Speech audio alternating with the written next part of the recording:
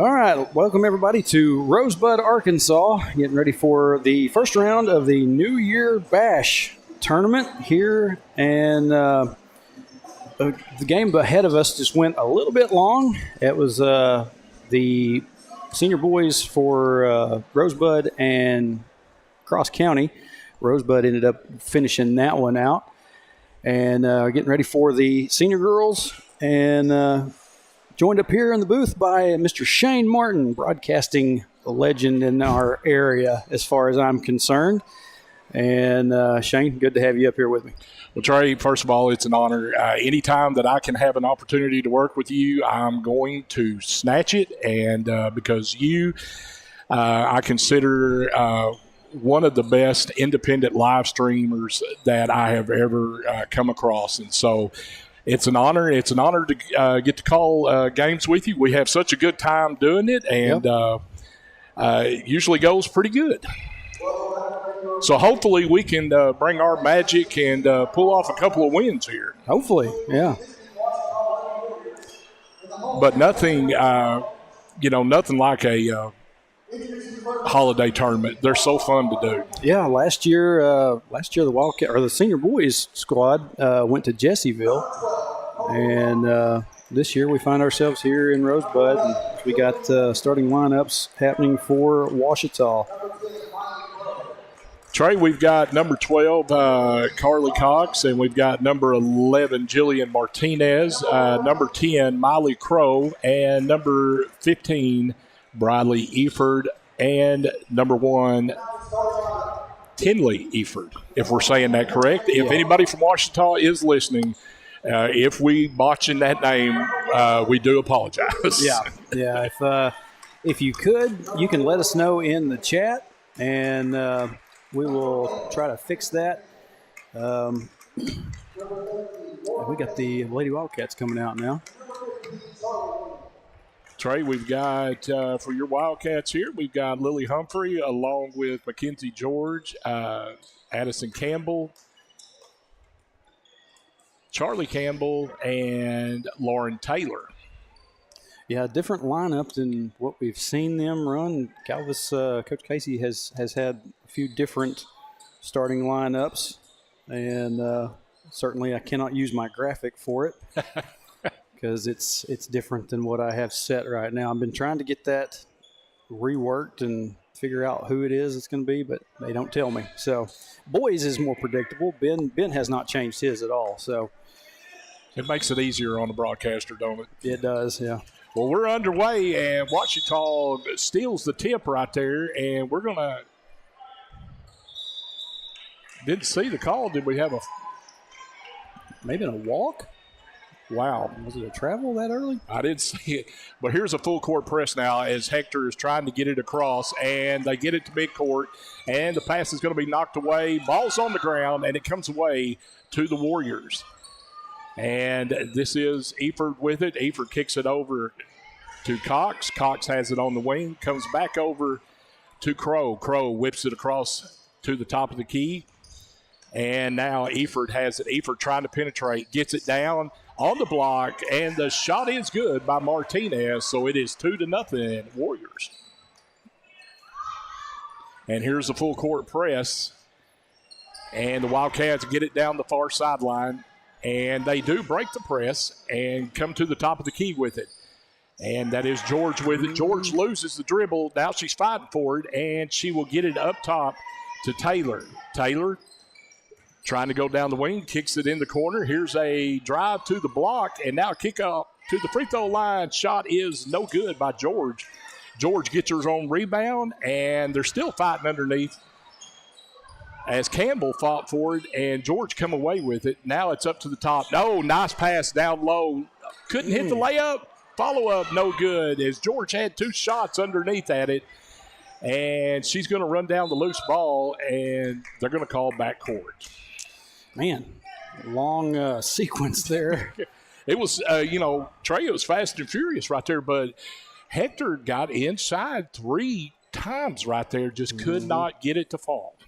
Yeah, this Lady Cats team is a little bit hit and miss at times. Hopefully they the break hasn't caused him a little bit too much hangover, but Eford with the shot in the lane, no good, but the Warriors get the offensive board. They kick it out, and this is Crow with it up top. Crow comes across to Briley Eford. Now they whip it in the corner. Crow comes back in the lane, and she's going to lose it off her leg as she got to the goal, but kicked it out of bounds, and it'll go to the Lady Wildcats.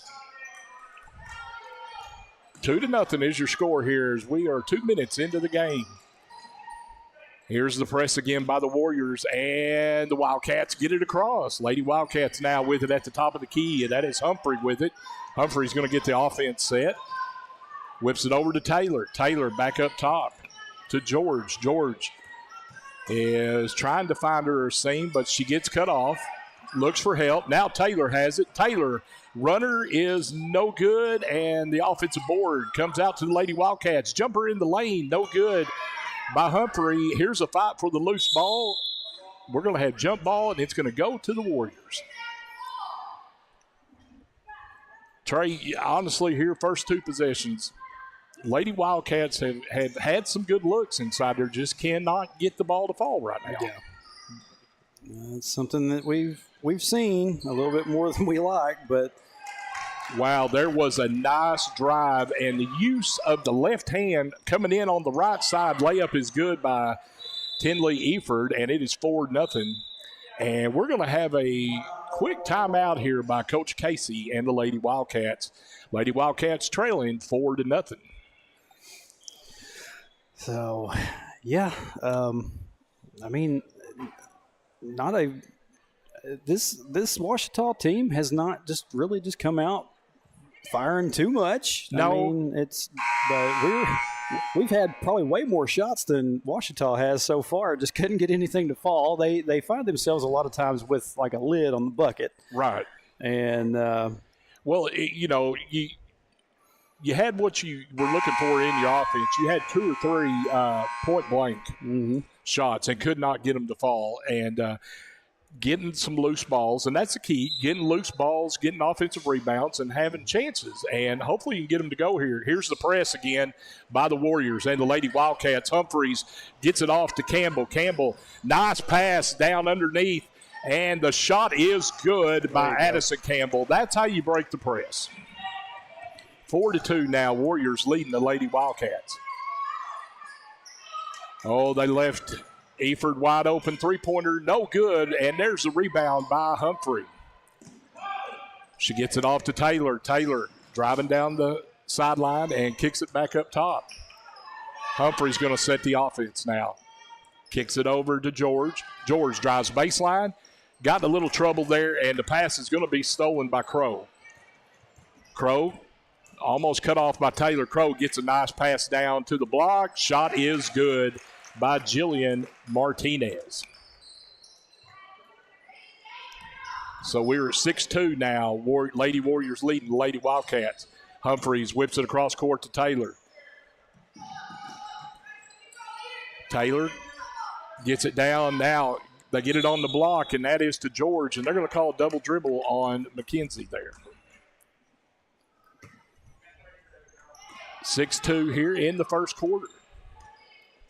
Rosebud Holiday Tournament. Oh, yeah.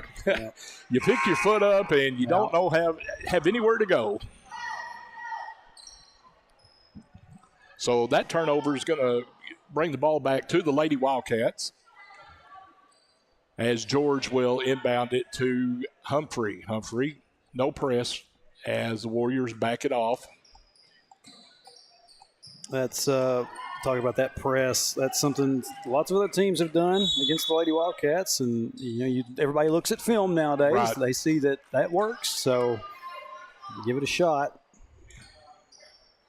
So ball goes out of bounds. It's going to stay with the Lady Wildcats, and they kick it back up to Humphrey up top. She gets to the free throw line. Nice, and they're going to call her for steps right there. She tried the old NBA, what I call it, the NBA times Euro. Yeah. Try to get 3 or 4 steps there. Mm-hmm. Tell you what, when Lily gets going, she's very good. Sometimes it just takes a little while to get rolling. And that's going to go out of bounds as Eford had it down on the block, and she throws it off a Lady Wildcat. It'll stay with the Warriors. They will inbound underneath the goal. This is Cox looking for somebody, and she whips it up top, and that's going to be Crow with it. Eford now drives, cut off. Good defense by Campbell there. And that's going to be a foul on the Warriors. Good, solid defense by Charlie Campbell right there. She stopped the drive and caused the turnover.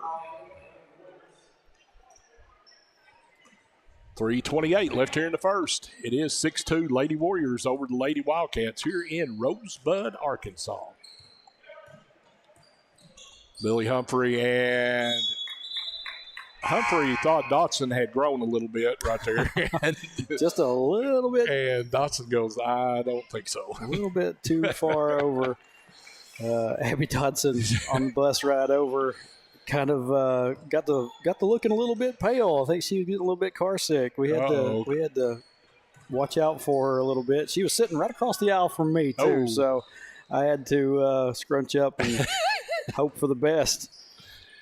The Warriors get it inside. Once again, good defense by Charlie Campbell right there. Calls the jump ball, and it's going to go to the Lady Wildcats. So they've tried to get it inside twice, and Campbell has shown some good post defense right there. Humphrey needing help, and almost stolen by the Warriors, but they get it to Mackenzie George. Back to Humphrey, and Humphrey's going to be called for steps right there. Yep. As Lauren Taylor is going to check in along with Mackenzie Moore.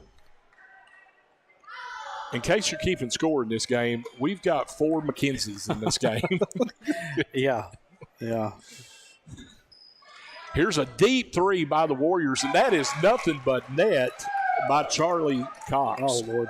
Y'all forgive me on that. That score box cover popped up, and it was showing a Nemo Vista Red Hawk instead of a Ouachita logo. I'll get that fixed here in a minute. It is 9-2 now, and was a turnover by the Lady Wildcats, so it comes back to the Warriors. Warriors looking, and here's a drive cut off, and they get it inside, and this is – I don't have a number 43, but we're going to have a foul on the Lady Wildcats.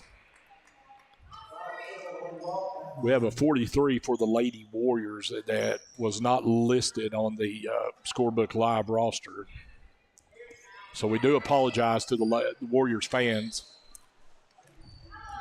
Anybody watching that knows who number 43 is, you can shoot the message in the chat room. Yeah. And there's a shot on the baseline, and we've got an offensive board. And we're going to have a jump ball called, and it's going to stay with the Lady Warriors. Just make sure I got this thing. Yep, there's your there's the Ouachita score logo down there on the board. Got it fixed. No more Nemo Vista Red Hawk. So the Lady Warriors inbound up top, and this is Briley Eford with it. Now she gets it off to Miley Crow. Miley Crow back to Eford. Eford gets it to number 43. Now here's the deep three again, and it is air ball this time by Jillian Martinez. And the Lady Wildcats come away with it. This is Charlie Campbell. Campbell gets it back to Mackenzie George. George gets to the free throw line. She's cut off. Now she needs help. She gets it out to Dotson. Dotson drives in. Shot is blocked. And here comes the Lady Warriors down the sideline. And it's going to be 1-on-2, but now Crow pulls it out, gets it to the cutting Jillian Martinez, and we've got a foul on the play. It's going to be 2 shots for Martinez. We got somebody in the chat. They said, Eford, I'm guessing that is the one they're talking about. They said you said it correctly. And number 43, Mackenzie Seal. Mackenzie Seal. Okay, she's number 34 on Scorebook Live. So now we'll change that number to 43. Thank you very much for helping us out there, Warrior fans. And 2 free throws are good, and it is now 11-2 Lady Warriors. Here's the press again on the Lady Wildcats. Humphrey splits the double team, and they do it right. Break the press. Layup is good. Nice job by the Lady Wildcats as Lauren Taylor hits the layup. 11-4 now, under 1 minute left. They kick it inside to Seal. Seal And there's good defense, again, by the Lady Wildcats inside. Taylor has it. And Dotson now comes away with it. They got to get it across. And it's going to get thrown away. An errant pass. Well, you know, you kind of got that middle clock ticking for 10 seconds, and sometimes you hit the panic button. Yeah. And that's one of those kind of passes right there. So we're down to 30 seconds left here in the first. 11-4. Lady Wildcats trail. Nice cut by the Warriors. And that is Martinez again with the bucket. It's 13-4. So, Trey, I would say right now that Martinez is their go-to player. Yeah. She's got 8 here, in the first. Kenzie Moore No! will take the 3. Big shot by Moore there at the end of the first. And there's a half-court chunk by Crow, but Moore with the 3, and it makes it 13-7. Lady Warriors over the Lady Wildcats with 1 quarter in the books. Oh, taking a look here real quick at the chat. Brenda Housley having Christmas with her sisters and brother. Catch what I can. Go Wildcats. Good to have you. Good to see you out here in the chat, Miss Brenda. Peggy Gregory says, "Go Cats." Jackson Taylor, dynamic duo in the booth today. Love to see it.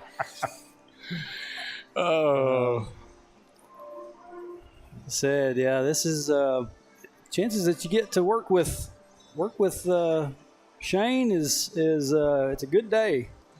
Always. I had to knock a pound of dust off. You feeling a little rusty? Well, no, I mean, it's like I'm way back here in the bullpen. You're like, hey, get the old timer out. No, this is fun. And like I said, holiday tournaments are good. And, you know, a lot of people might argue they're not, but they can be good because you can get the rust knocked off. You get some games under your belt. And, you know, when you come back to school, it's the heat of the conference. Yeah. I mean, it's the conference run. Yeah, as soon as this is over with, we will start our conference part of our schedule. I think our first up is Hackett. So, well, there was a drive by Moore. She was cut off, and shot is no good. It's going to stay with the Lady Wildcats. So here's we start the second quarter. We've got Moore, Dodson, Taylor, Humphrey, and Campbell in the game. Addison Campbell. Taylor inside, a little bit too hard, and offensive board, and boy, it looked like there was a grab on the arm there, Trey, but no call. And here comes Crow. Crow quickly to Eford. And there's a steal by the Lady Wildcats. Ooh. Almost traveled. Yeah. Lauren caught herself in time. Here's Dotson now up top. They get it over to the wing. Moore. Nice fake, and she's going to draw the foul right there. Mackenzie Moore. Nice little pump fake, drive, draw the foul. It's going to stay with the Wildcats. 13-7, Lady Warriors leading. Moore looking, gets it to Taylor. Taylor trying to drive, kicks it back to Moore.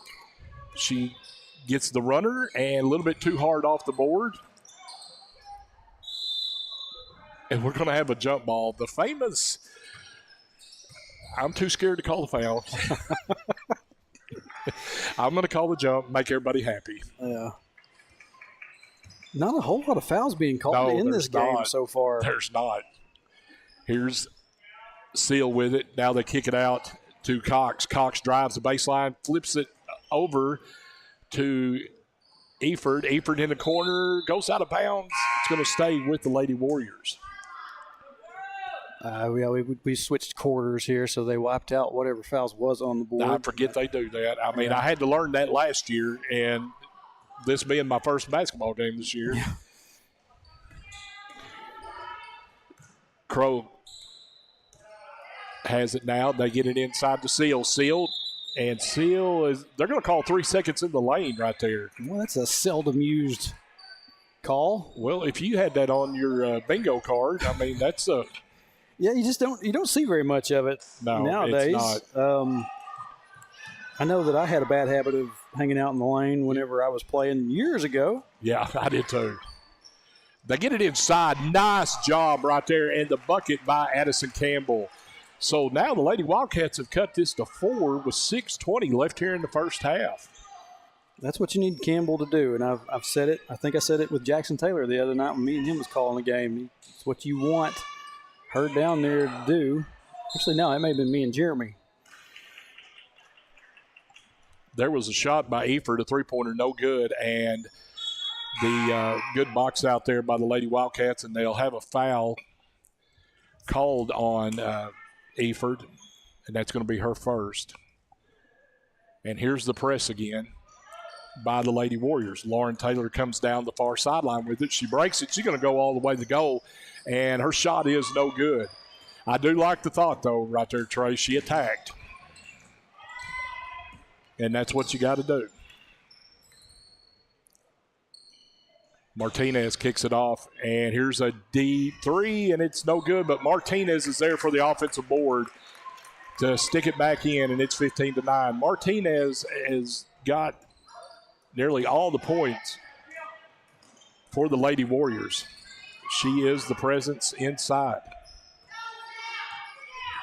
15-9. Lady Wildcats trail by 6. Here's a wide open 3, and it is, in and out, no good. Laura Taylor comes in as Mackenzie George's 3 looked good. And there's a steal right there at half court by Dotson. Dotson comes back to Moore. Back down to Dotson at the block. Dotson tried to get the shot off. Don't tell me we can't have some contact right there. And we don't get it. It's going to stay with Hector, though.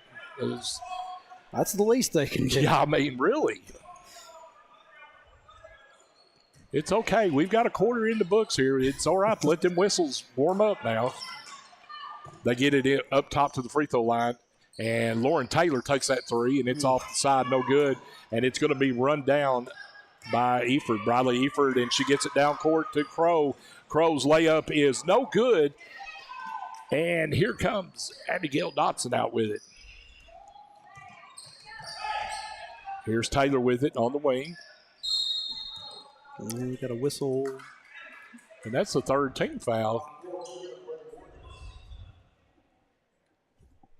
I shouldn't gripe too much because there's no team fouls on the Wildcats yet. Yeah. Strange.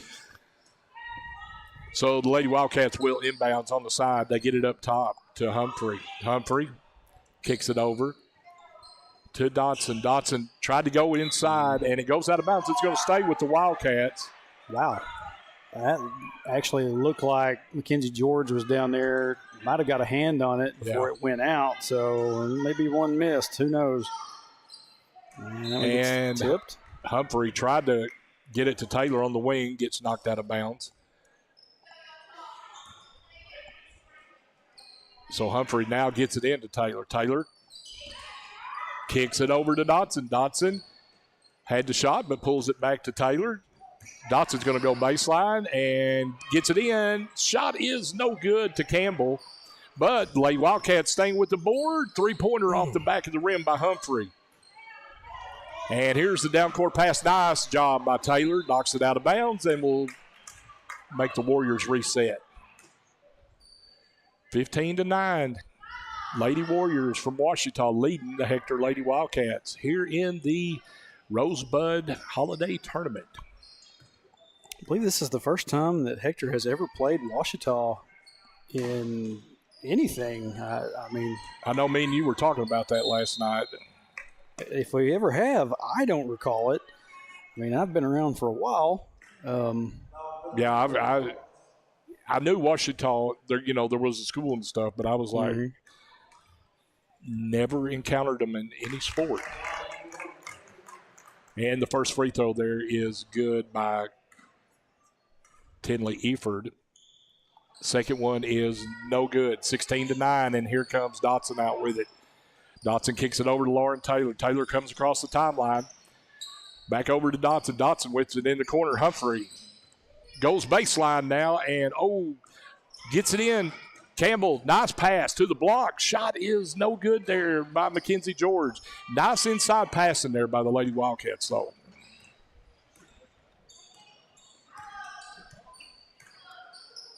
They get it to Seal. Seal drives. Shot is blocked by Addison Campbell. Good post defense. But here's a steal, and then we're going to have backcourt on the steal. Lady Warriors got the steal, and then Cox made a big loop on her dribble and went backcourt with it. Stepped over that line. It's a little bit of a tactical error. It's a kind of one of those I forget where I'm at here. Yeah. Well, and this court is colored, up. Right. A little bit strange. It's, you got it's like a black line there in the middle. Sometimes you get to a place and the mid-court line almost blends in with the rest of everything. Yeah, it does. Dotson's three is a little bit too strong right there. And here come the Warriors out with it. This is Cox. And they're going to call a foul on Dotson there as Cox got a little bit out of control, but Dotson wasn't able to set herself underneath the goal, so she's going to get called. Jackson Taylor in the chat says that his group played Ouachita in a summer camp at Harding going into his senior year. So, okay. So, not that super unfamiliar, but I don't think ever in a season, I recall. 3:01 left. Ball goes out of bounds on the missed free throw, and it will go to the Lady Wildcats. The press is going to be pulled back by the Warriors, and Humphrey's going to bring it down. She comes across the timeline. Hector's getting the offense set, and she's going to get called for the double dribble right there. It looked like she was ready for the girl to pop up on the wing, and it wasn't there. We're going to have a timeout on the floor, and it's going to be Coach Casey with the timeout. 2:54 left here in the first half. 17-9, Ouachita leading Hector. Pop over here, look at YouTube. Nothing really going on this side with the chat. Sometimes it's one of those things, if there's nobody talking, that means everything's good. It's when they start talking a lot that you kind of. And Trey, I guess we can remind everybody we're going to have boys action immediately following this game. Yeah. Senior boys, those games, that game will be up next after this one. And then after that, after today, the timing of all these games in the tournament gets a little bit wacky, depending on where you're at on the bracket. If you both lose, you'll stay pretty close together. If you have one that wins, one that loses, your time starts separating. Mm-hmm. And it will be Hector and Ouachita in the boys' game. Yep. So it is Lady Warriors balls. Crow comes across the timeline with it. Hands it off to Cox. Cox penetrates to the free throw line. Nice pass down low. As Martinez got a screen on the block and broke inside. 19-9 now.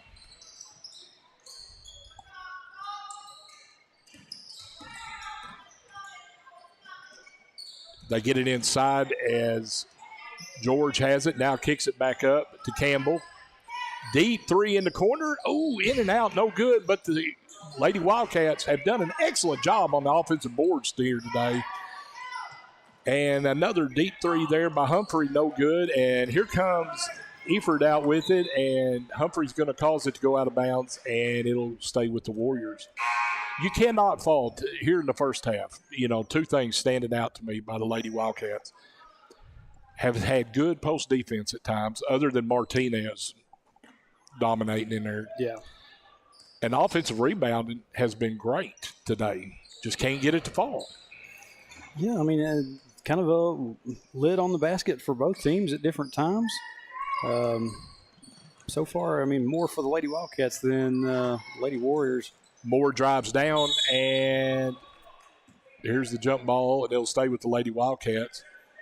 I thought Moore might take the shot, but she tried to dish it off inside. And here's Humphrey on the inbounds. Humphrey drives to the block and they're going to call a charge. Wow.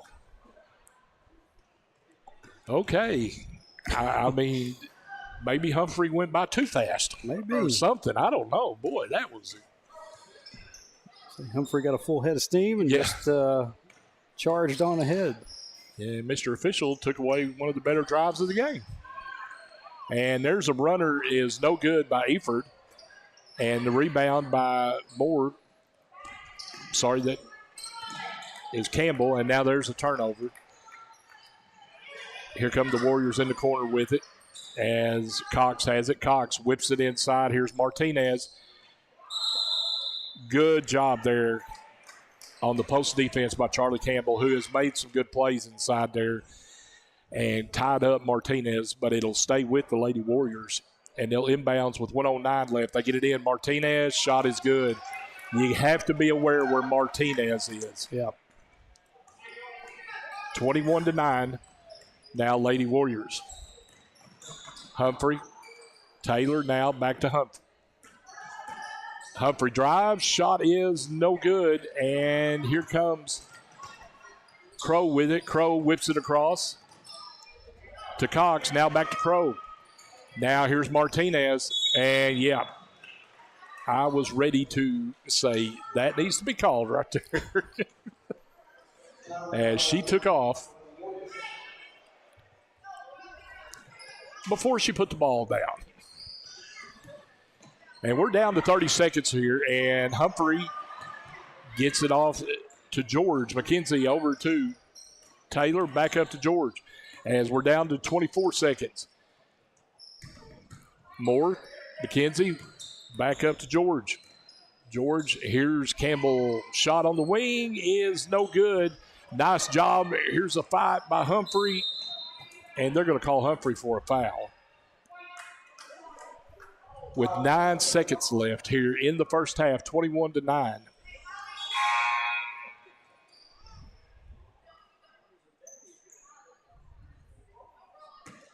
So the Warriors will inbound, and here is Crow as Crow is coming across the timeline. We're down to 7. Down to 5. Here's a drive by Eford. Shot is no good. Stick back is good by Morgan Deal at the buzzer. And that's the way we're going to end the first half here. It is the Ouachita Lady Warriors 23, the Hector Lady Wildcats 9. So, yeah, not just the best first half of basketball, but girls have had this kind of thing happen before. And just have to see what Coach Casey comes up with in the break. And hopefully they can come back out and show a little bit of fire. Well, you know, Trey, the one thing, I mean, got a lot of, 1-2 foot shots right there. Mm-hmm. Can't get them to fall. Done an excellent job offensive rebounding. You cannot fault them on the hustle on the offensive boards. Yeah, they're trying. I mean, they just can't get anything to fall at the moment. There's been a few plays that fouls weren't being called, so you're not even getting a chance to go to the line. I don't think we've been to the free throw line that first half. But if it's not for Martinez, other than Martinez inside, mm-hmm. Hector has done an excellent job on post defense. Yeah. But Martinez, you cannot lose her. Yeah. So we got just a little bit over 6.5 minutes. We're going to kick it out to a real short break. Be back with the second half here in just a few minutes right here on Cat TV.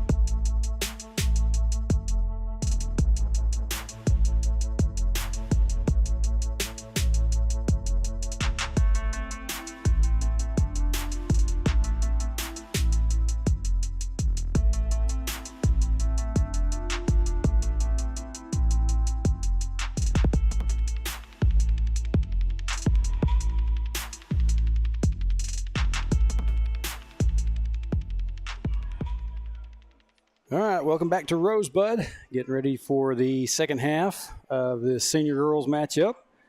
And Lady Wildcats got a little bit of work to do. Down 23-9 here on the Ouachita Lady Warriors. Trey, we're, second half, so you're swapping sides of the floor, so maybe the lid's off on this side. Maybe so, hopefully. It will be Lady Wildcats ball as we start the third quarter play here, and this is Lauren Taylor going all the way to the corner and hands it off. Three-pointer is no good to George. Nice shot there. Here's offensive boards again, as the Lady Wildcats have done a great job on it, and it pays off with a Warrior foul.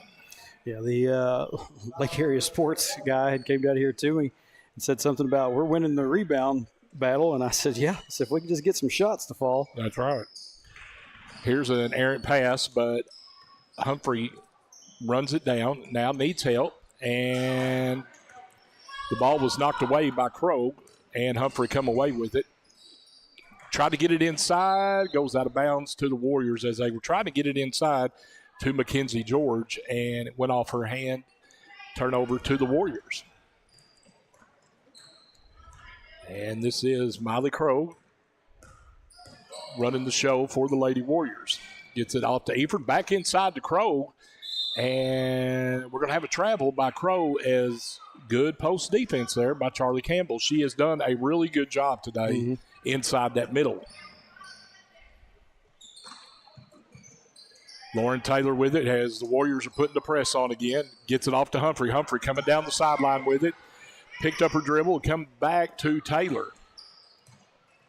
Taylor needs help and going to have it taken away by Eford. Eford, layup is no good, and George battles for it, and Taylor comes away with it, and they throw it off the official, and now we've just got a good old roller derby match going on, and ends in a foul. They threw it off the official, tried everything there. Now, was the official inbounds? Is that why it wasn't called out? I agree. I do believe you're correct right there because there was no whistle blown. So he was inbounds. Once again, they tried to get it inside to Martinez. She couldn't handle it, and she kicks it off, and the shot is good by Eford. Tinley Eford with the bucket makes it 25-9. Here's the press as Humphrey kicks it back over to Mackenzie George. George looking for help, gets it to Humphrey, gets it across timeline, gets it down floor, and this is Campbell with it. Shot is no good, but Charlie Campbell goes back up and will draw the foul.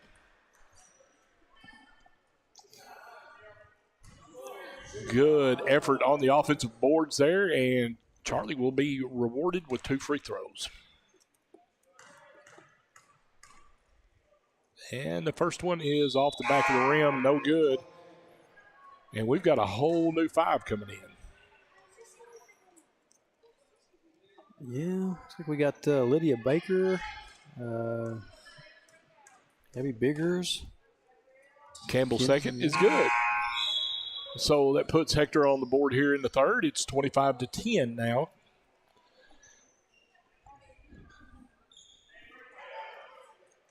And we've got a whole new 5 in, and it looks like Coach Casey wanted to talk to the whole starting 5. Krogh with it up top. Krogh gets it to Martinez. Martinez whips it over to Eford. Back to Martinez. Martinez being double teamed. Eford, jumper on the wing is no good, and it is rebounded. Danielle Kane. Kane with the rebound, and we're having the press come after him again, and she could not quite hold on to it. Martinez, anytime you make that baseball pass across the court, you're asking for that. If you don't make a 90-mile-an-hour fastball shot. Yeah. But it stays with the Wildcat, and we're going to have backcourt again, as that's the second time that she got a hold of it and just. That is the second time that the Warriors have stole it and then went backcourt with it. Lady Warriors coach down there not happy about that. No. Moore trying to drive to the block, and she's going to get called for a double dribble right there. 5:41 left here in the third, 25-10, and Crow is off and running with it. Crow comes across the timeline.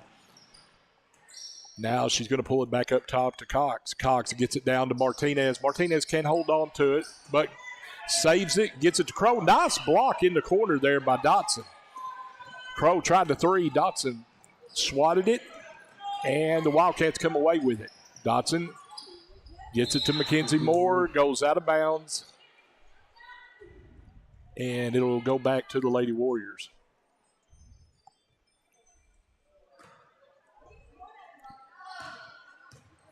Here's Crow with it, setting up the offense. Crow being pressured up top by Dotson.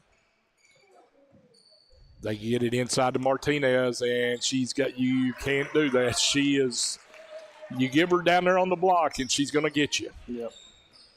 And makes it 27-10. Martinez dominating the inside. Lady Wildcats come down with it, and here's a baseline jumper. Is no good by Mackenzie Moore, and Cox couldn't quite grab it as it went out of bounds. Ball went off of her shin, it looked like. Rolled on out.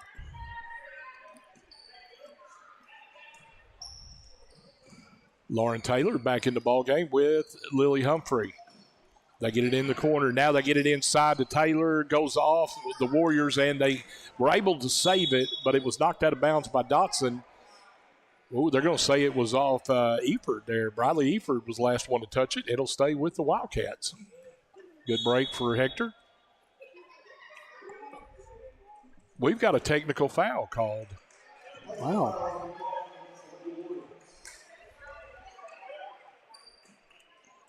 On who, though? That is going to be on number 15, Briley Eford. Briley Eford, I guess, made a comment because I didn't see anything else. Yeah. And the free throw is no good by Humphrey. She'll get one more. That's the most subtle technical foul I've ever seen. Yeah, I mean, no noise, no disturbances. Man, I tell you what, it's the charity stripe for a reason. Just can't get nothing to fall. Well, we have now gone to prove the lid's on both goals for us. It will stay with the Wildcats, and Taylor's going to drive all the way to the block. Her layup is no good, and goes out of bounds.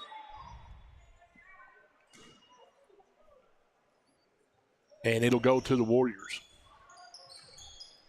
As we couldn't get the call there, as Taylor went between two Lady Warriors, get no call. So the referees were probably thinking, we just gave you a technical, and you didn't do nothing with it. So it's kind of like, you got to earn the call. It's like, that's the last freebie we're going to give. And Cox throws it out of bounds, and she tried to go inside to Mackenzie Seal. 4:11 left here in the third. It's 27-10, Lady Warriors. This Lady Warrior squad, they've got themselves, I think, about like a 13-8 record. They've been playing some conference ball down there in the 2A8. The 2A8's not, it's some pretty stiff competition. You get like the likes of Fordyce and, and some others down there in that area. Right. And so it's not like they're not tested, But every week has been a test for the Lady Wildcats so far.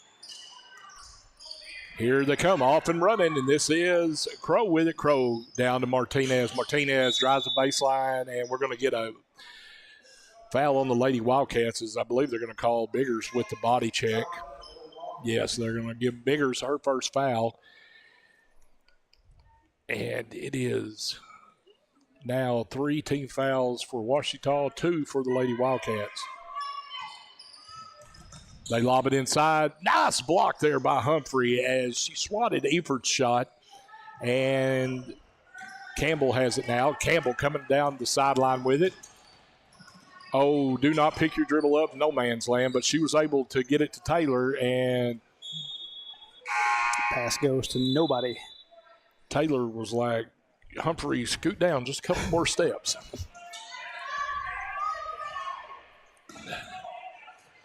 So here's a press by the Lady Wildcats. We haven't seen this, and they get it to Seal, though. The Warriors, their shot is no good, and Campbell battling for it, and she comes away with it. Here comes Humphrey with it. Humphrey had her pocket picked there by Cox. Cox going all the way coast to coast. Layup is good. That was a pretty clean pick right there. Yep. About 3 minutes left here in the third. 29-10 now. Lady Warriors leading the Lady Wildcats. George drives, kicks it off to Campbell. Campbell going to have that one stolen by Eford. And she's going to left-handed come underneath, and she missed the layup, and she's still battling for it. But, boy, Humphrey will come in there. Oh, they all know when Humphrey comes into the play. Yeah, that was a little too aggressive there. We're going to have a timeout on the floor. 29-10 now. Lady Warriors leading the Lady Wildcats. You cannot fault Lily Humphrey goes 100 miles an hour out there. That timeout by the Lady Wildcats. Yeah. I believe, yeah. Oh, man. The lid, we can safely say, Trey, the lid's staying on. Yeah, there's just, I don't know what it is. I wonder sometimes going to some of these gyms that are different colored than blue messes with their heads a little bit. It's just been a little bit of a rough season so far. Once again, Wildcat fans, we want to remind you, don't go anywhere. We're going to have a senior boys game following this one. It's going to be Hector and Ouachita, which we anticipate should be a good one. Yeah, I think Ouachita had themselves a bit of a brawl with their own little tournament the other night. And I'll get everything set here in a minute. Ended up winning that one against Blevins, but I think things got a little interesting. Here's a steal by the Warriors, and it's going to be a foul on the play as Crow took it to the hole, and shot was no good, but she's going to draw the foul on Mackenzie George, which is going to be her second. No, I'm sorry. Yeah, it's going to be her second. Should be. Anyway, first free throw is no good. I think they just got their numbers flipped around. It's supposed to be because we don't have a number 2. Second foul on number 4. Yeah. So here's Humphrey with it. Humphrey up top. She gets cut off, and she gets it off to Biggers. Biggers gets it inside. Campbell's shot is no good. A little bit too hard. Campbell now has it on the baseline. Kick out. Three-pointer is good. Mackenzie George. 30-13. Nice looking shot by Mackenzie George. They get it inside. Shot is no good. They get their own rebound.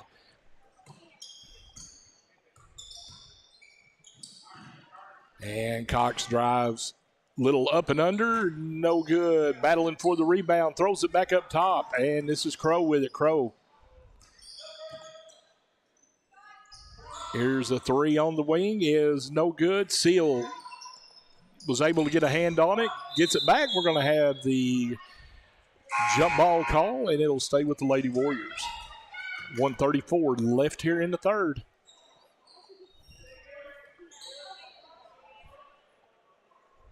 And the Lady Wildcats, it's going to be Lady Warriors ball as they're throwing it in underneath the goal, and this is Cox trying to inbound it. Gets it up top to Crow. Crow kicks it inside to Seal. McKenzie has it tied up by Charlie Campbell, and it'll go to the Lady Wildcats. Good job by Campbell. Causes the tie-up, and it goes to the Wildcats with 1:20 left here in the third. George Kicks it over to Biggers. Biggers coming across. And it's going to be knocked away and saved by Biggers. And they're going to call George for a walk, but it kind of looked like somebody's foot caused that little trip there. But that's why I'm up here and not down there.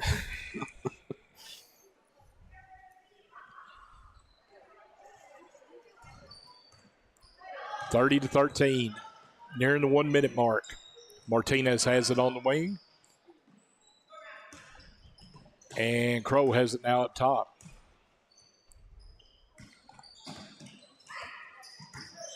Here's a drive. Layup is good. Count it. And that's going to send Tinley Efer to the line for the good old-fashioned three-point play opportunity.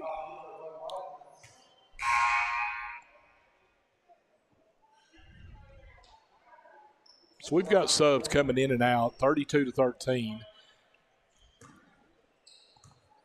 And Eford's at the line for her three-point opportunity, and she nails it. Makes it 30-13. Under a minute left here in the third quarter at the Rosebud Holiday Tournament. You know, Trey, we say tournament. Actually, this is in a classic format, which you're guaranteed 3 games. Yeah. So the winner of this game will play Rosebud tomorrow. Yep. Loser will play Cross County. Yeah, I don't have the way to get the bracket completely updated, but I do have the bracket. We will show that to you here in a little bit.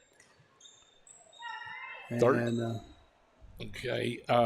And I think that it's going to be the same in the boys' game because Rosebud won the boys' game, and so it'll be winner of the boys' game playing Rosebud, loser playing Cross County tomorrow. This is Neal with it. Here's a steal by the Lady Wildcats, and this is Dotson. Dotson's layup, rolls off the front. There's no cracks in that lid. There's some steps. And she had her luggage, and she was off. 33-13, 16 seconds left here in the third. Taylor coming across the timeline. And they get it back inside. Campbell, she's going to get called for steps. Wow.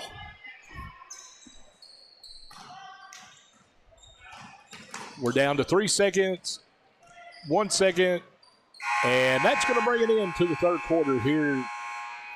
And it is Ouachita Lady Warriors 33, the Hector Lady Wildcats 13.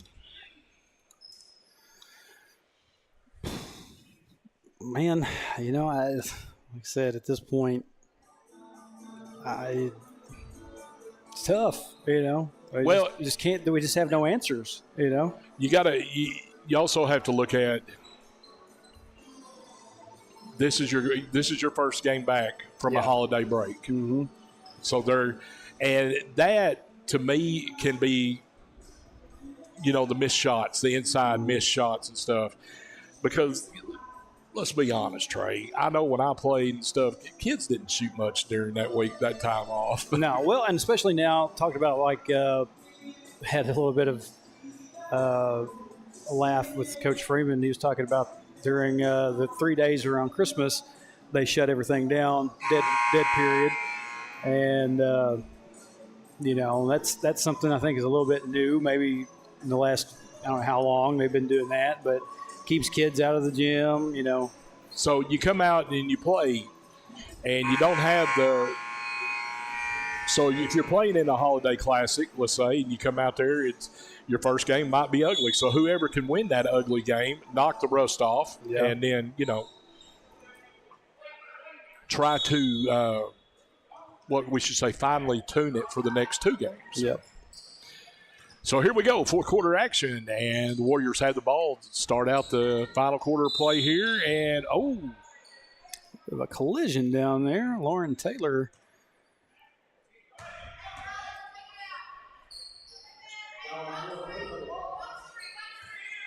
Lauren Taylor taking out a couple of Warriors. She's channeling her brother's defensive back play. Last foul charged to the Lady Wildcats. It's on number 15, Charlie Campbell. Be her second. 7:45 left here in the final quarter. It's staying with the Warriors. Warriors trying to get it in, and they get it in to Neal, Morgan Neal. And we're going to have a foul on Addison Campbell. We've had the whistle blow in this possession more than it did in the entire first half. Yeah. Well, as far as fouls are concerned. That's true. Oh, Seal was – Lady Wildcats may have got away with a shove inside there. Seal thought she had the layup, but then when you see somebody falling forward. Yeah. Anyway, jump ball was called, and it comes to the Lady Wildcats. Taylor, lob inside. Oh, Campbell was wide open inside. They couldn't see her down there. Addison Campbell was doing jumping jacks. She was wide open. One thing I have noticed, we do not have Emma McConnell. She is not here with us today. I don't know where she is at. It just now occurred to me I have not seen her red hair out there at all. And there's Eford with that running left-handed layup. She's hit it a couple of times today here. And it makes it 35-13. And we're going to have a body check call on Bradley Eford.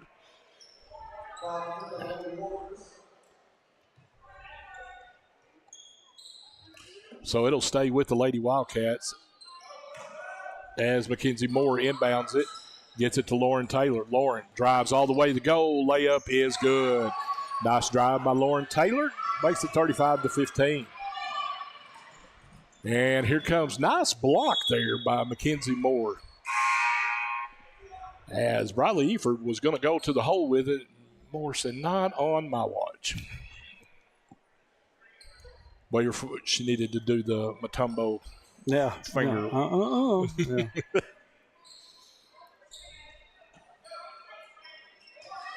So the Warriors will inbounds underneath the goal. Their Crows trying to get it in, and we're going to have the 5-second call. That's our first one of the night, so check that off your bingo card. Talked about Emma McConnell not being out here. Scott Moore just texted me and said she is on vacation. So wherever you are, I hope it's nice. Here's a steal by Tinley Eford. Layup is no good. She couldn't get it as it rolled off, and that's a break for the Lady Wildcats as Campbell comes down. Here's a three-pointer, is off the front of the rim by Mackenzie George, and steal by George. George goes up, draws a foul on Mackenzie Seal. Like I said, I've never had a game where there was 4 Mackenzies.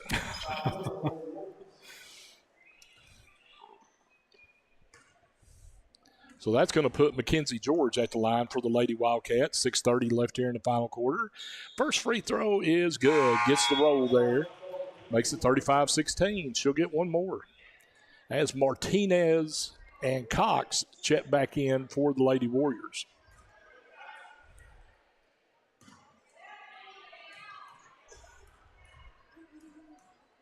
George, second free throw is good. Hits them both. Makes it 35-17. And Coach Casey wants a timeout.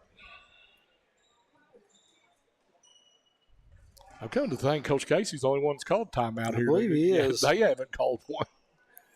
And unless I've gotten something wrong, Coach Casey will have one more to burn if he decides he needs to before this game is over with. You cannot pocket a timeout and take it on.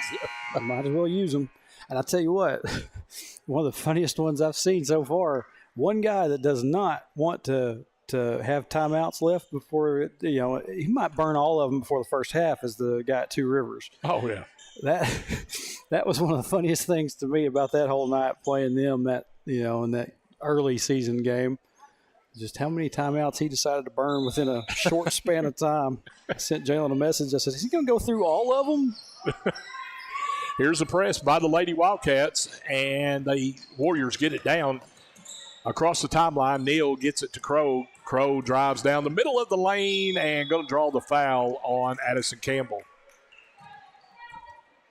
And that's should put Carly Cox at the line. for 2 free throws at 6:18 left in the game.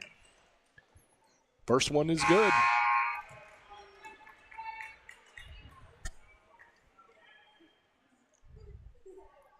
And we've got a sub coming in as Humphrey will check in now for Addison Campbell.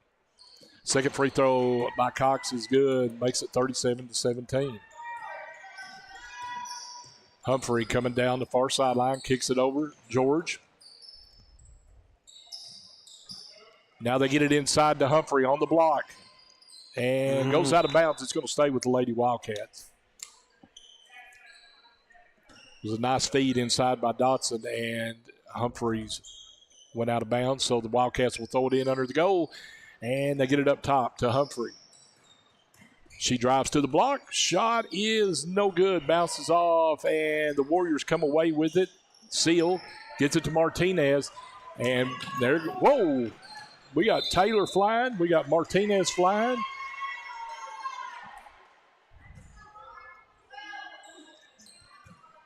And it's going to go to the Lady Wildcats. Humphrey with it up top. Trying to get down the lane. Kicks it out. George, 3 on the wing is good. Mackenzie George with the 3 ball. Makes it 37-20. Nice hustle by Humphreys right there. Oh. What a bad break. She made the steal and then lost her balance, and the ball ended up going out of bounds. But, boy, she can hustle. Yeah.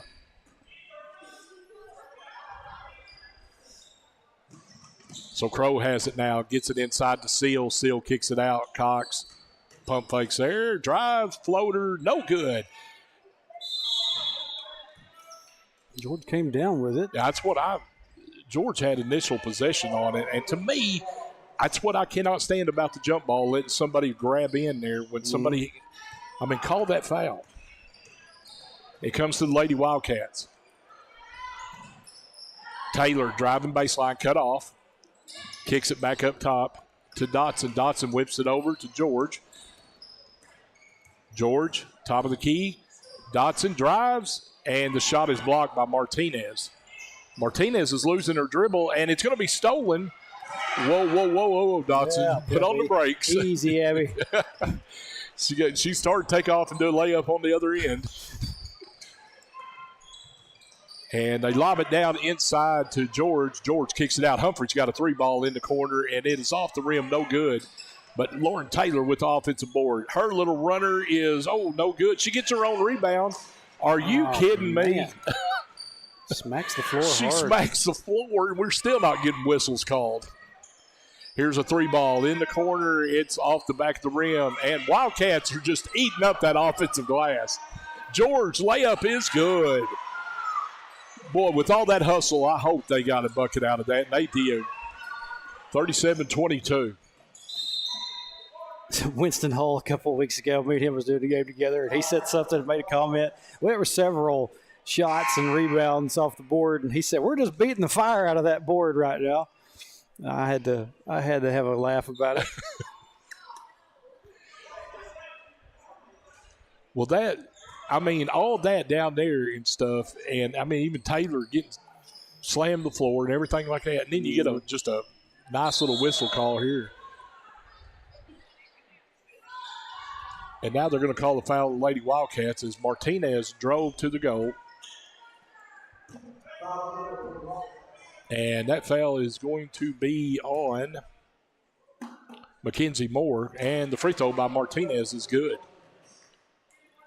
That gets the Lady Wildcats their 15th foul. I believe that's the 5th. Martinez's second one's no good, but there's the offensive tie-up, and it's going to stay with the Lady Warriors. So Cox will inbound it. Gets it into Martinez. Nice little tip back to Cox. Now they kick it over to Neal. Neal to Cox. Martinez posting on the block. They didn't see her.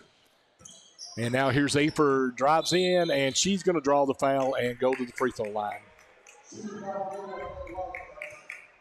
So this will put Briley Eford at the line with 3:44 left in the game. And it is 38-22. Lady Warriors lead.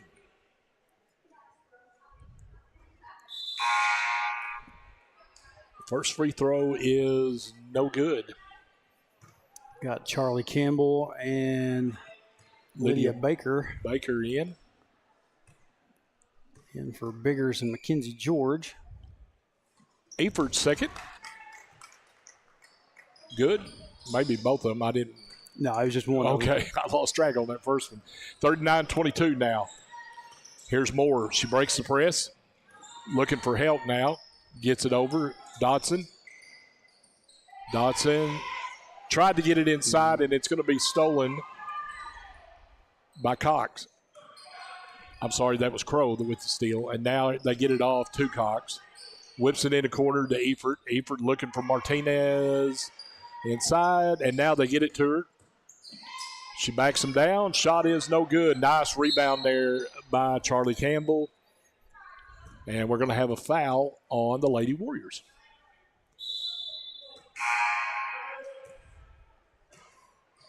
Lauren Taylor comes back in. 3:08 left. And here's a little, what we're going, a little token press here. Nothing heavy.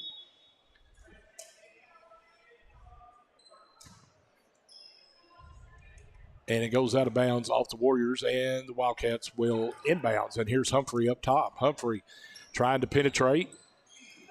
Gets it. Tried to get it to Baker, and it was taken away, but then Taylor's going to take it back away. Runner in the lane is good. Lauren Taylor with the bucket makes it 39-24. And here's Eford all the way. Layup is good as Briley Eford got behind the Hector Lady Wildcat defense. Oh, and then they just caught him sleeping. Oh!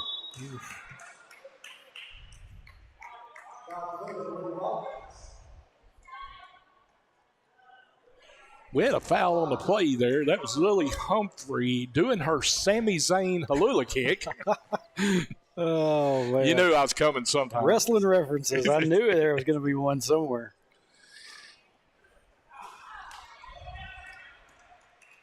First free throw, no good. And second one is good as Crow gets the second one to fall. You have to watch Crow and the Eford girls because they'll bait you in for a steal.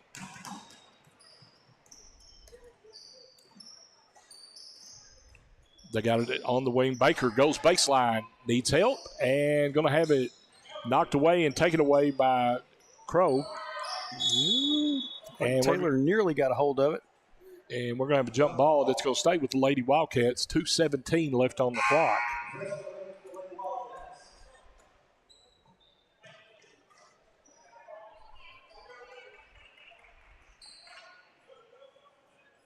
So the inbounds by the Wildcats. This is Mackenzie Moore getting it in up top to Mackenzie George. And I can honestly say that was a little Eminem connection right there. Mackenzie to Mackenzie. Yep. And here's a layup is good there by Neal as Crow got all the way to the baseline and dumped it off inside to Neal for the bucket. Under 2 minutes left, and it's 44-26 Warriors. Here's a three ball in the corner off the back of the rim there by Mackenzie Moore. But the Lady Wildcats doing the job on the offensive glass today, and that one is going to be knocked out of bounds as Humphrey tried to go to the goal and had it knocked out of bounds. And looks like Coach Casey's going to burn his final timeout. So we've got 1:40 left on the clock here in the final quarter of play. It is Ouachita 44, Hector Lady Wildcats 26. And don't forget, we got boys action following this one. Hector and Ouachita. Yeah, the top four teams on the on both brackets were virtually the same. You had the changes in the bottom side. Had a couple of teams that only sent one group. I believe we'll take a look at the bracket here in a little bit, like I said.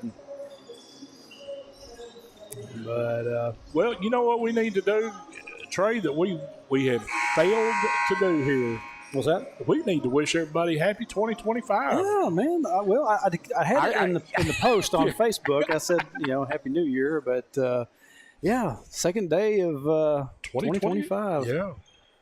It's a wonder I didn't accidentally put 2024 on the game thing or whatever. Here's the inbounds by the Lady Wildcats. Underneath their goal, Moore gets it to George. George, back to Moore. Free throw line. Tried to get it inside, and you better hold on to it because Humphrey's coming after you. And bad pass by the Warriors, and it will go to the Lady Wildcats.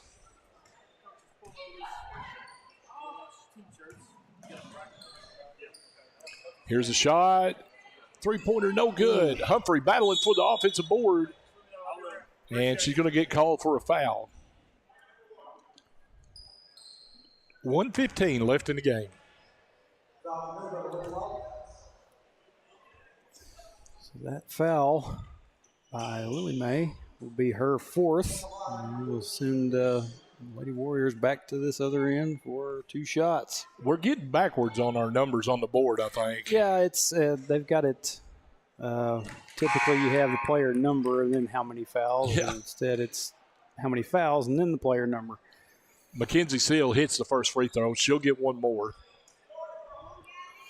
45-26.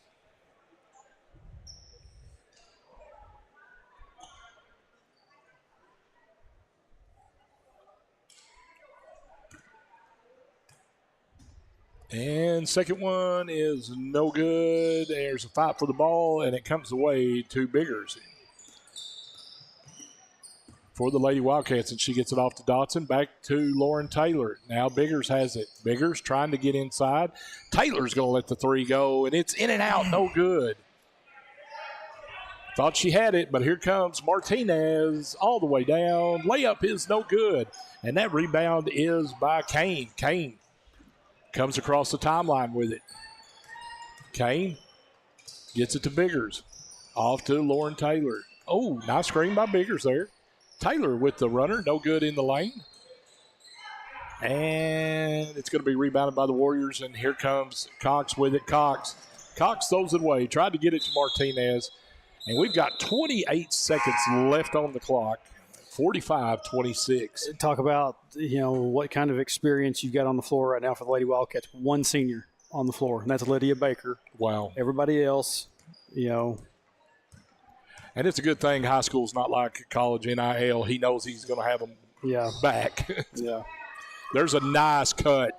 Very nice cut right there by Dotson and hits the layup. 45-28.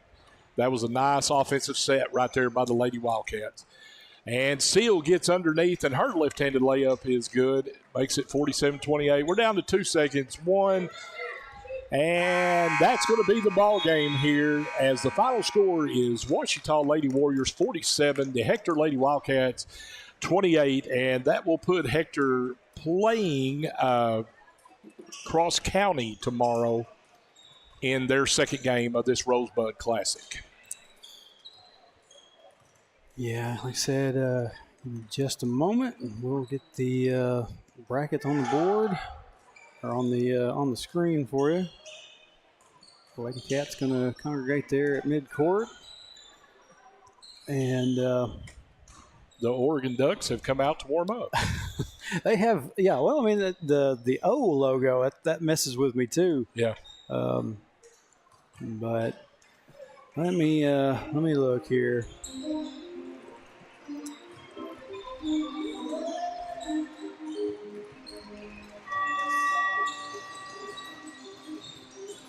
So as far as the girls' side of things goes, like I said, Rosebud won that game earlier. They moved to the right side, and Cross County moved over to the left. And Lady Wildcats, after losing that one, will move over to play in Game 9. That will be tomorrow at 10 o'clock in the morning. Ooh. And Rosebud and Ouachita ladies will be playing Game 13 at 3 p.m. So that's the look at how things are shaping up right now. Like I said, I didn't have enough time to go through and put in everything to be able to make quick adjustments to that. But So early morning. yep, early morning game for the Lady Wildcats. I'll have to be up earlier than I anticipated. Take a look at the boys' side real quick. Like I said, Rosebud took care of Cross County in the game before us, or before our girls' game. And said you've got Hector and Ouachita's boys getting ready to go at it here in just a little over 8 minutes. And the winner of that one will go on to play Rosebud. So, yeah, like I said, we got a little over 8 minutes. Going to kick it out to a break and get everything reset for the senior boys game. So stick around. We'll be back here in just a few minutes right here on Cat TV.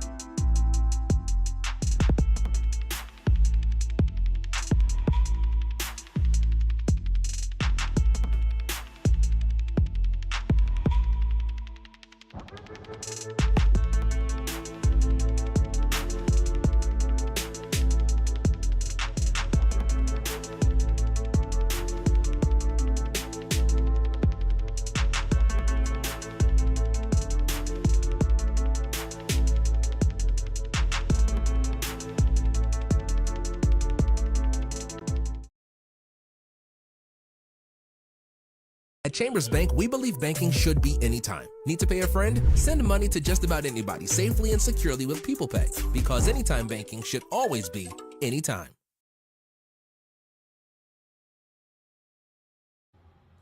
Hi, I'm Kelly Hughes with Pope and Johnson County Title. We're a family-owned company serving the Arkansas River Valley. We have an office in Russellville and in Clarksville, but we do title searches and closings for any county in the state. So for all of your title or closing needs, give us a call at 968-4853 for our Russellville office or 647-3153 for our Clarksville office.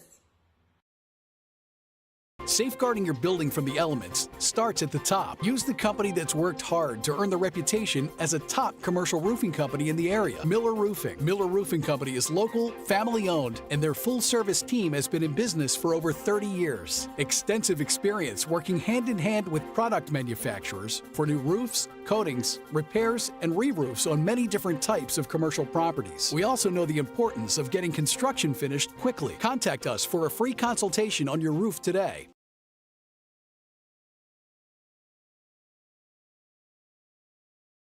United Welding Institute of Arkansas provides training services for sought-after skills in the welding business, including oil fields, pipelines, refineries, and power plants. We understand the growing demand for experienced welders, and our trainers are proficient and equipped with the current know-hows in the welding industry. Since 2013, we devote our business into training and molding students to become full-fledged welders, as well as offering assistance to find job opportunities. United Welding Institute, where the next generation of welders are born.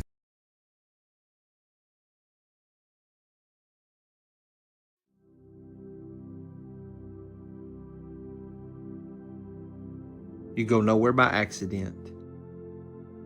Wherever you go, God is sending you. Wherever you are, God has put you there. He has a purpose in which you are present. Christ who dwells in you has something He wants to do through you.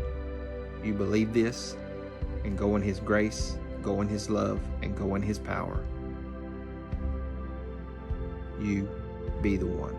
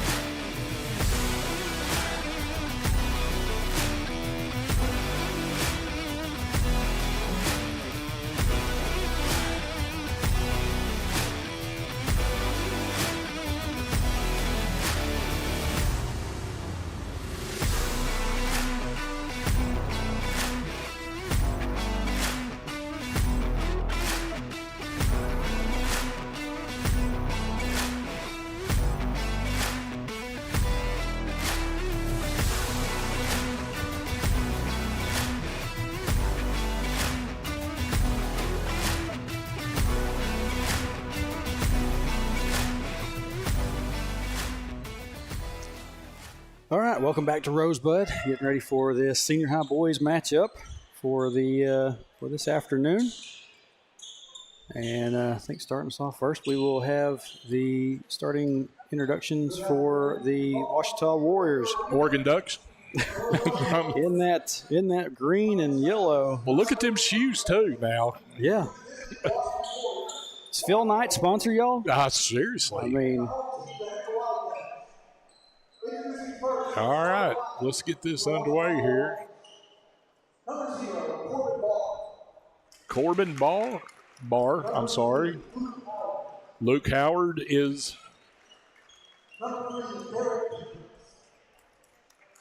number 3, Garrett Pickens. 23, Judd Smith. And 25, Cameron Mattingly. No relation to Don. And that's the starting 5 for the Warriors. Like I said, don't expect there to be too many changes to the Hector Wildcat lineup. And our starters for the Wildcats, number 0, Ashton Calhorn. And we're coming with number 1, Caden Story. Number 5, Hunter Kaufman. Number 10, Winston Hull. Trey, looks like you got this one. Boom. And number 24, Caleb McLaughlin. Good pick there. That's a credit to Coach Freeman for not changing that up on me and not telling me. I was going to say Coach Johnson picked the starting 5. I know. Absolutely. Am I nowhere near a coach? I've had kids look at me before, like some of them they'll say, "Hey, coach," and I'm just like, "Nope." I'm just the live stream dude. May sound like I coach, but I don't. All right, we got Calhorn jumping against Corbin Barr. Whoops, I didn't reset my score there. And officials are getting everybody set. Ball's up. We're underway. Tip comes to the Warriors. This is Pickens with it. Pickens gets it off to Mattingly. Mattingly on the wing with it. Now back up top to Smith. Smith kicks it in the corner. Mattingly, 3 ball is off the back. No good. And Winston Hull's going to run the rebound down for the Wildcats. He's going to bring it down the floor. Nice pass inside. Couldn't be handled there by McLaughlin.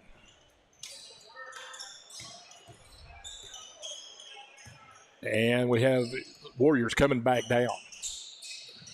Good defense by Hull there, causing problems. And the ball is knocked around, and it will go to the Wildcats. It's a good defense right there. When you get your hands up, you cause problems, you get tip passes, and it pays off. And this is Kaufman coming across the timeline. Hunter kicks it over to Story. Story back up to Hull. Winston kicks it back over to Kaufman. Kaufman cross court. Now they come to Winston up top. In the corner now to Story. Story, 3 balls good. Caden Story from the corner pocket makes it 3-0. I'll tell you what, Caden Story gets hot. You better watch out for him. He's deadly. Here's Mattingly with it. Mattingly, Hull got his hands on it and couldn't run it down, and Barr runs it down. Here's the 3 ball from the wing, and it's good by Pickens. So we've exchanged 3 balls, and we're tied at 3. Winston gets inside the lane, and his little Euro step couldn't get it to fall, but he gets his own offense. Nice feed. Layup is good by Callhorn. Winston Hull with the no-look pass on the cutting Callhorn. We're up 5-3.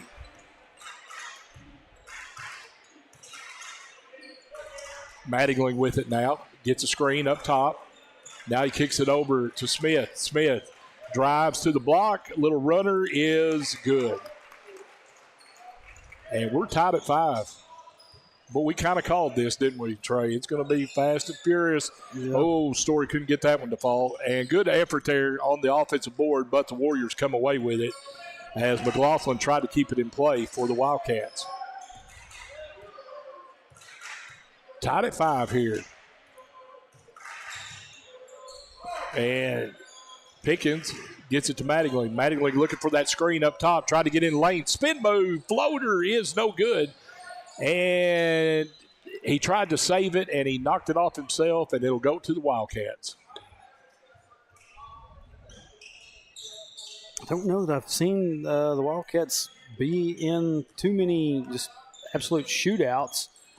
Probably as close as we've had was maybe with Ozark Mountain in recent, Right. But that ended like 48-46, if I'm not mistaken. I can't remember the score on that one exactly, but Wildcats haven't been in just too many situations where they was in, Nice block by Hull as Smith got it inside, but Winston got his hand on it, and he goes right down, kicks it in the corner.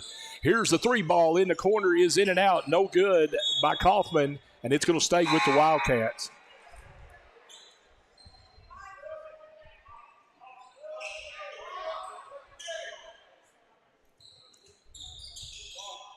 Winston's got that shot blocking ability because he's got Here's a 3 ball by Winston is no good and goes out of bounds. And who are they going to call this one on? They're going to give it to the Warriors, as it was good hustle there by Kaufman.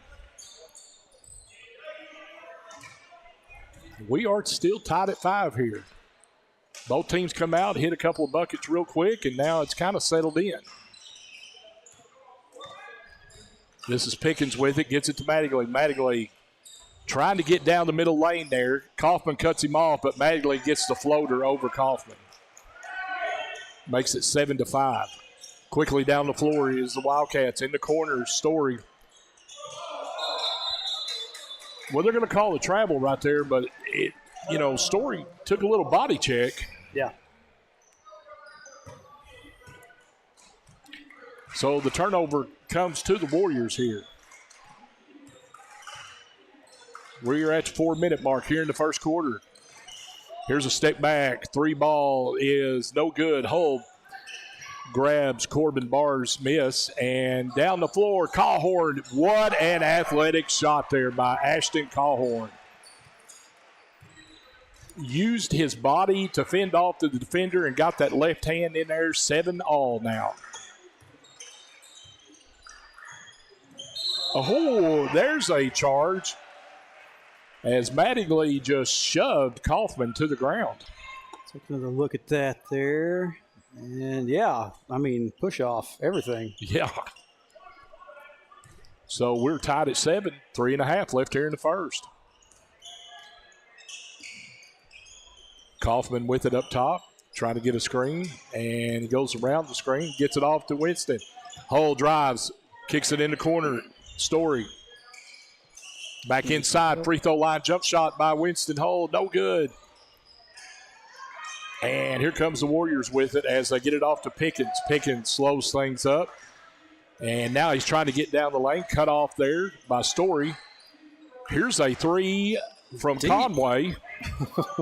And Smith's three is no good, but we're going to have a foul on the Wildcats. I mean, he shot that one from Conway, Arkansas. Yeah, it was way back. And it was kind of a set shot three. But that's going to put Corbin Barr on the free throw line for 2:58 left here. And that's the first foul on Callhorn. First free throw is good, makes it 8-7 Ouachita.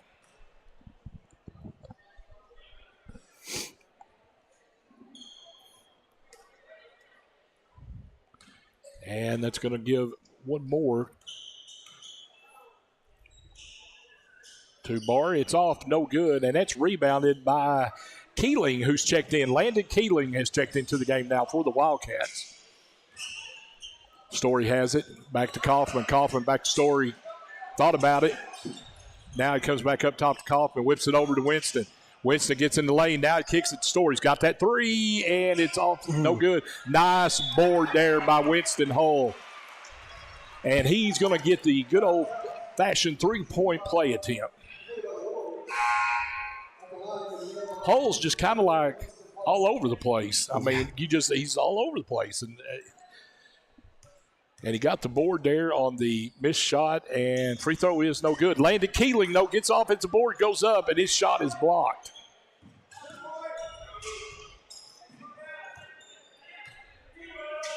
And they get it inside. Reverse layup is no good by the Warriors as Barr saves it, though, and he gets it to Judd Smith. Now here's Saunders with it, who's checked in the game. Now Smith has it. Saunders knocks it up to Mattingly. Mattingly has it up top. Barr drives. Finger roll is good. That makes it 10-9 now, Ouachita. Winston Hull comes across the timeline. Keeling gets a free throw, back to Hull. Kicks it in the corner. Story's got a wide open three. And it's off the rim, no good. But Landon Keeling gets offensive board, goes up, shot good. That's a good-looking sophomore right there, Trey. Yeah. A lot of upside right there. He made a lot of good plays for us last season as a junior high player, and I was very excited to see that he have him move up, have him part of this squad this year. Smith with it out. And we know Smith now. We see that what kind of range he has. He's not afraid to shoot it. Mm-hmm.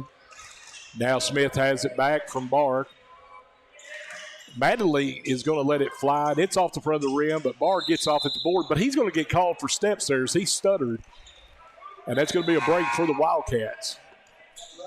And that's going to bring McLaughlin back in as Caden Story will catch a breather. 1:10 left here in the first quarter. 11-10. Hector leads. We've also got Stanek in as well. They kick it inside Keeling. Oh, nice. Winston was able to come away with it. Thought it was going to get stolen, but Winston grabbed it. And nice little spin move makes it 13-10. We're under 1 minute left here in the first. Hector leading. Barr, pull up three is no good, but there's the offensive glass as Keeling did not get in front of Saunders, and it led to the putback. 13-12 now. Hector leads by one. Hull kicks it over. Keeling has it now inside to McLaughlin. Now three at the top is no good by Stanek.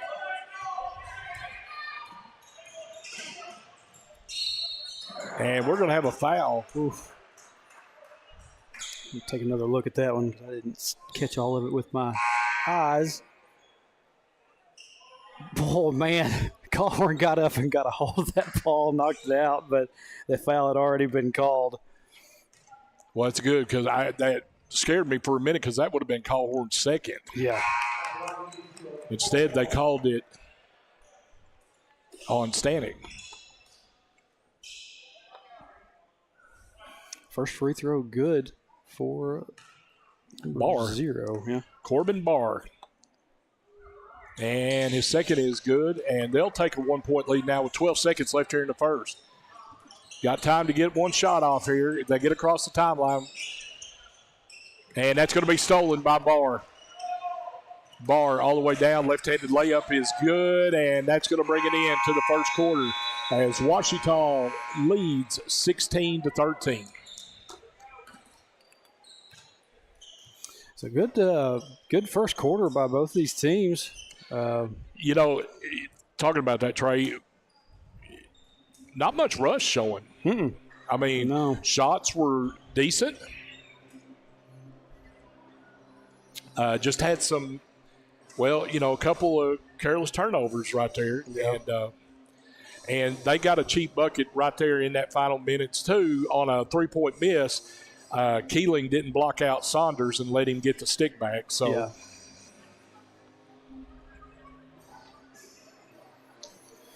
Appreciate everybody that has joined on here and watching with us today. We got about 22, 23 over on Facebook side of things, like 60-something over on the YouTube side.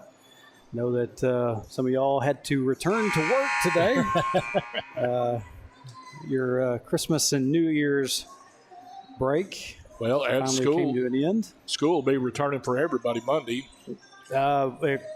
For us, it'll be Tuesday. Okay. Well, I forgot. Yeah, some schools now do the 4-day. And like we said at the beginning of this, the benefit of a holiday tournament is your conference season is in full stride when you come back.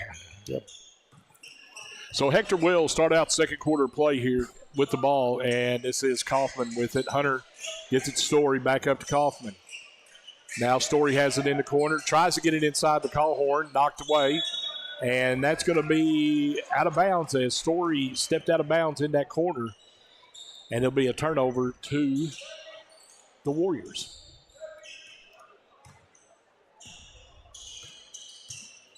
Here's Mattingling with it up top. Whips it over and almost stolen by Hull. But the Warriors come away with it. Shot is no good by Howard. And here come the Wildcats out with it. Hull has it in the corner. Kicks it over Story. 3-ball is good. That was right in front of me, and it looked good when it left. Yeah.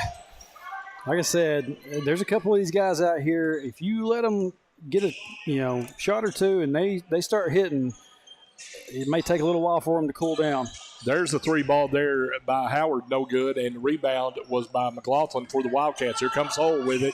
Winston gets in the lane. Finger roll, good. He's like, okay, the sea kind of parts. I'm going to take it. So Hector has now regained the lead, and we'll have timeout by the Warriors as Hector leads 18-16. It'll be the first time Ouachita's taken a timeout while we've been in both games doing broadcast. Well, that was just, let's go back to Story's 3. Lined up, looked good, and that's his second here in the game. And Winston on that drive, he went up, and you knew he had people that he could dish to, but like the sea parted, and he was like, okay, I'm going to finger roll it. Yeah. That's the luxury of being that tall and lanky. Yeah. So after we come out of the timeout here, Warriors coming across the timeline. And that's Pickens with it. Pickens' ball was knocked away by Hull. Now Pickens has it on the wing. They get it inside Smith. Smith goes up, body McLaughlin, and he gets the bucket. So we're tied at 18. Been a good ball game here so far. Hull, little hesitation move, and we're going to have a foul on the Warriors. It caught, ball went out of bounds, and it's going to be a break for the Wildcats.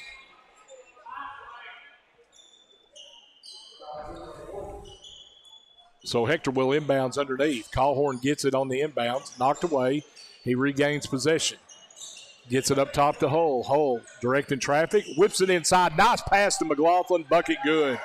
Nice job there by Winston Hull to McLaughlin.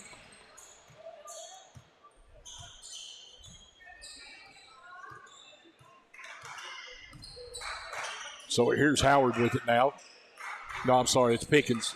Now they get it up top to Pickens. In the corner to Mattingly. Mattingly back up top to Pickens. Pickens, 3 at the top. No good. And nice rebound by Hull. Hull coming out with it. Gets it off. Story. Callhorn baseline. Oh, a little bit too hard. Gets his own board. Stick back is good. And Ouachita is going to call another timeout as the Wildcats have now gone up 22-18. Wow, 2 timeouts. Yeah, well, especially after no timeouts by Ouachita in that girls' game. Didn't really need them. But I'll tell you what, though, right here in this first quarter and a half, really, really impressed with Winston Hull's play. Yeah. Sees the floor. I mean, pass off here and there, but sees the floor, tries to get everybody involved. Mm-hmm. But if you take everybody else, he's not afraid to go the hole with it.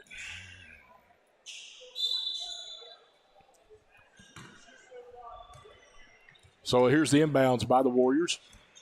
And this is Pickens. Garrett Pickens coming across the timeline, top of the key, kicks it over. Howard. Howard being double-teamed on the wing, now gets it to Mattingly. Mattingly comes back out up top. Kicks it in the corner to Barr. Barr goes baseline, finger roll, no good. Gets his own rebound, stick back, no good. Hull takes it away from him. Winston goes up, gets the board. Winston being double-teamed, kicks it over to Kaufman. Here goes Callhorn, baseline. Floater is, no good. That's one of those tough shots. It's like, you don't have the angle on the board. As we're under 5 minutes left here in the first half, it is 22-18 Hector. They kick it down to Barr. And now they come over to Pickens. Baseline jumper, Smith, good. Judd Smith with the baseline jumper makes it 22-20. Callhorn thought about the 3, comes back up top to Kaufman. Kaufman now, Callhorn once again thought about it, but he's like, no, I'm not going to pull it.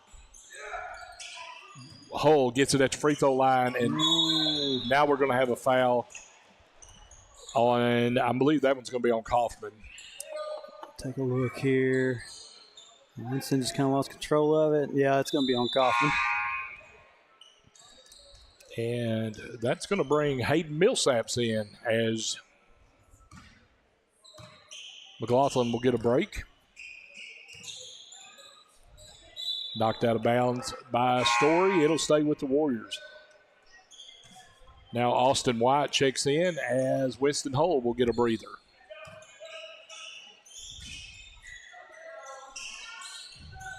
Here's Pickens with it.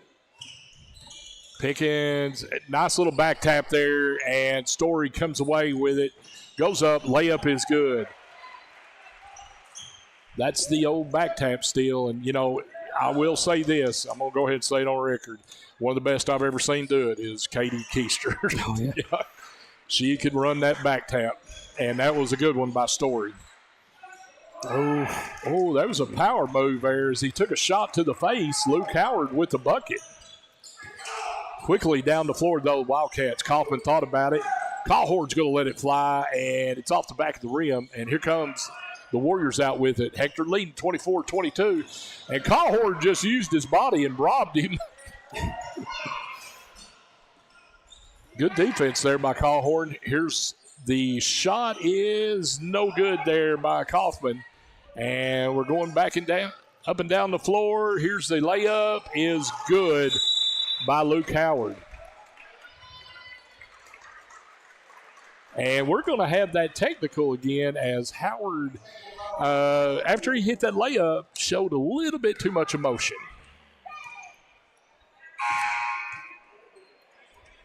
As he kind of hollered in the face after the layup. Hollered in the face of who? I can't remember. But I heard him holler. Okay. I just took my eyes off. I didn't even notice.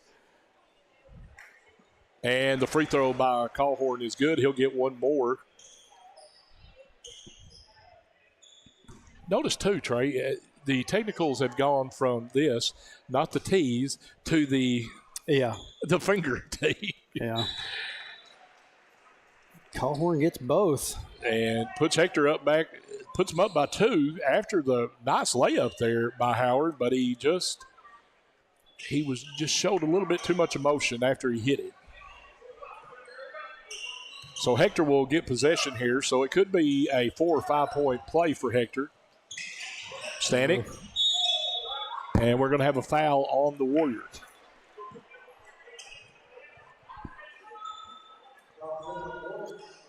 We got the Harmony Grove Hornets in the building now. And Smith kicks Hull's inbound pass, and so Hector will take another shot at it. Inbound in, Hull looking up top to Stanek. Now they get it inside. Hull 3 ball is off the back of the rim, and Barr comes down with it and quickly down the floor. Mattingly layup is good. We are tied at 26. Every time we think one team's going to try to push ahead, the other one comes back. So this is a tied up ball game here in the second quarter. 3 ball is no good by Stanek. Rebounded by Calhoun. He gets a cutting Stanek in the lane. Stanek goes up. Shot no good. Calhoun battling. Still battling. And Barr comes out with it. And they let somebody get out behind him again. Layup is no good. Good defense by Winston Hulls. He caused a bad layup there. They get it inside, and they're going to get a travel. Yep. As Millsaps took steps once he got it inside. So 2:16 left here in the first half. We are tied at 26.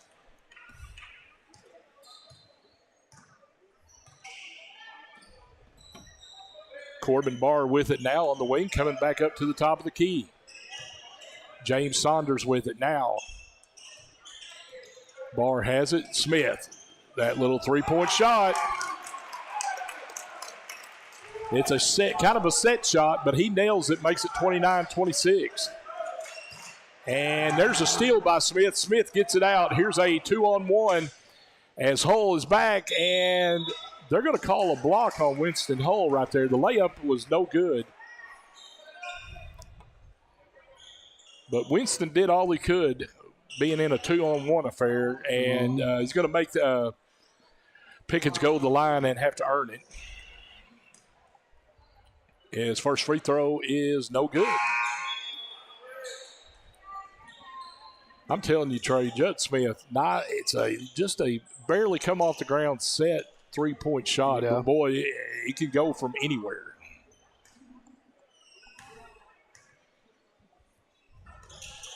Second free throw by Pickens is good, and we're 30-26 now. Ouachita leads by 4. Winston kicks it in the corner to Story. Story trying to, and they're going to say that went off Story, and it's going to go over to the Warriors. So the last 2 or 3 possessions kind of rough for the Wildcats, and it's let the Warriors get a 4-point lead.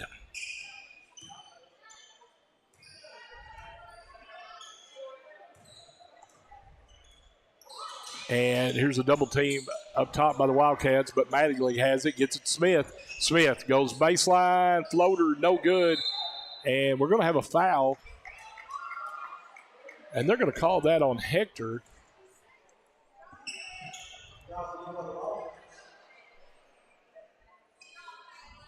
On who, though? He called? On McLaughlin. I thought he said 23. So they're going to call it on McLaughlin. So Smith's first free throw is good. It makes it 31-26. You notice, though, too, Trey, on when Hector has the ball, that Ouachita's only crashing 4 on the board, and they're sending an outlet, trying to snowbird down the floor. And it's caught Hector a couple times. So this is the biggest lead now for the Warriors as they lead by 6. Hector has a chance to cut into it here right at the end of the first half as Calhoun goes baseline, kicks it up. Here's Stanek. 3 ball is good. Nice shot by Stanek, and that helps right there to make it 32-29 Ouachita. Good shot there by Jacob Stanek, and that helps cut into that 6-point lead. Cuts it to 3. Hull with the steal. Hector has a chance here to get it even closer. Can either tie or cut it to one. Static's going to let it go again, and it goes a little bit too long. Madgley, here comes that outlet again. And Pickens goes. Oh, my word. On the back, man. That was little dipsy-do layup, 34-29, and that shot is swatted away by the Warriors. Mattingly, and it will be 9 seconds left on the clock for the Wildcats to inbound underneath their goal. They trail by 5 here at the end of the second quarter. Here's a 3 ball, a little bit too long, goes out of bounds, and it'll go to the Warriors. Story had a wide open look there, and it was a little long, and Warriors are going to have it here with 5 seconds left here in the first half. It's been a very entertaining first half. Mattingly has it, pulls up, top of the key, off the side of the rim, no good, and that's going to bring it in. Here in this senior boys contest, it is Ouachita 34, Hector 29. Yeah, like I said, very even matchup so far in this one. 6 points has been the biggest lead for either team. For either team, yeah. So been a good and fun one. And well, we talked about it before we got started. Looking at the chat, Nikki Horn. I told you she'd be watching. Nikki Horn, good to see you in the chat. We love you, Nikki. But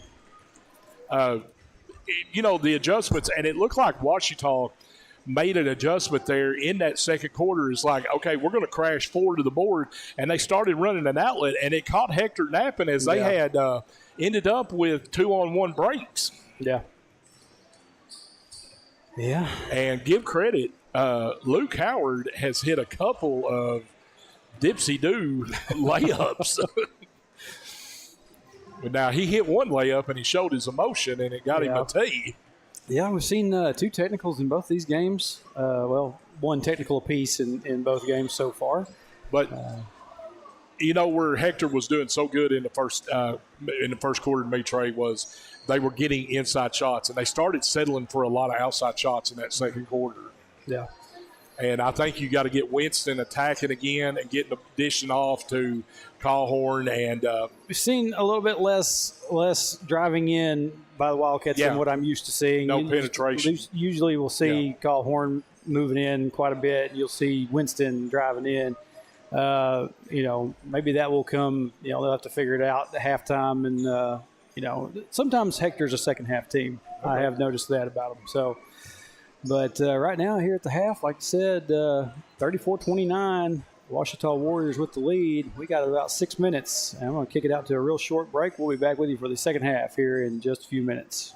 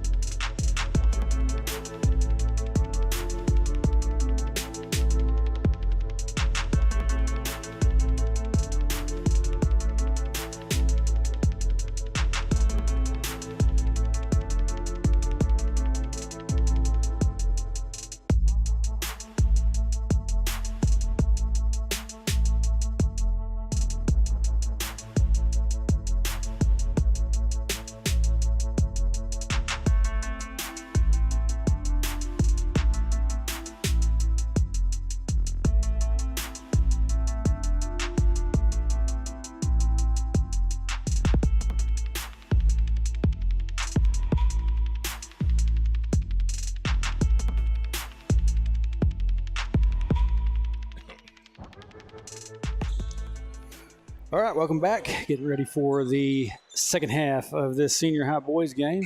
Said at the end of the first half, Wildcats down by 5. And as we get started here with this second half, it will be Warriors ball. All right, here we go. And we flop sides of the court. And this is Pickens with it. Gets it inside Judd Smith. Judd trying to power up. Shot is no good. Rebounded by Caden Story. And when I say power up, Judd Smith is a powerful-looking kid out there. He shoots from Conway, and he can take the inside. There's Callhorn. Turnaround shot, no good. McLaughlin going up. Offensive board, no good. Callhorn battling, but he couldn't get it as bar. So, man, that's not, 2 point-blank shots right there. He couldn't get them to fall. Very not like these Wildcats down there underneath not get some of those shots to fall. Good effort right there defensively by McLaughlin, and is he going to get rewarded? It's going to stay with the Warriors, but good effort there by Caleb. Down to 7:07. I didn't get my clock running right about the time that it got started. So here's Mattingly in the corner with it. Drives on the block, and it's swatted by Callhorn.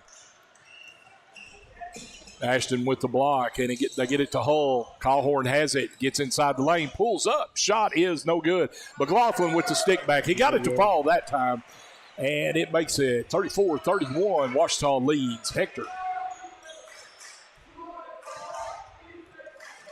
Pickens comes across the timeline. Garrett whips it over to Mattingly. Now here's Corbin Barr wide open. He could have done a left-handed layup, but he had to do the little showman right there.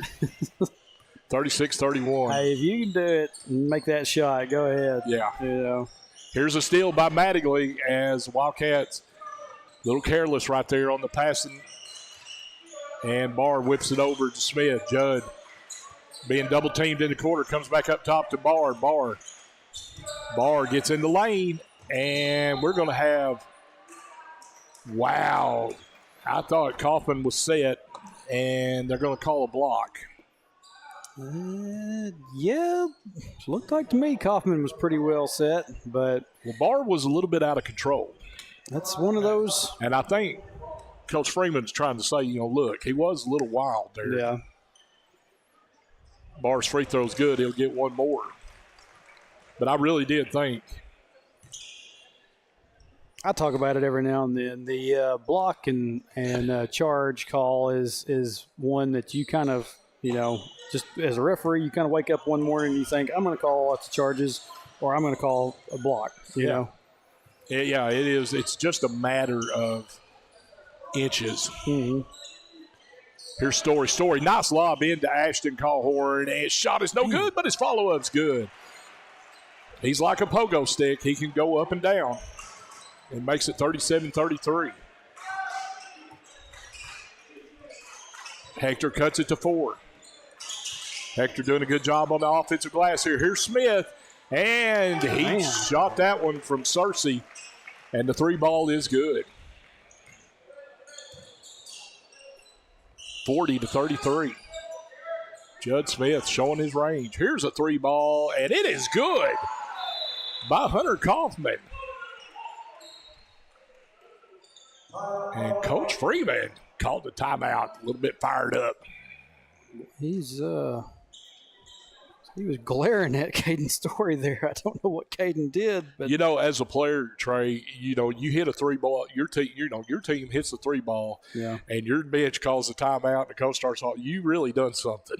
Yeah, I think Coach Freeman just kind of not very impressed with maybe a little bit of a lack of effort on some of these shots and some of the rebounding, and but.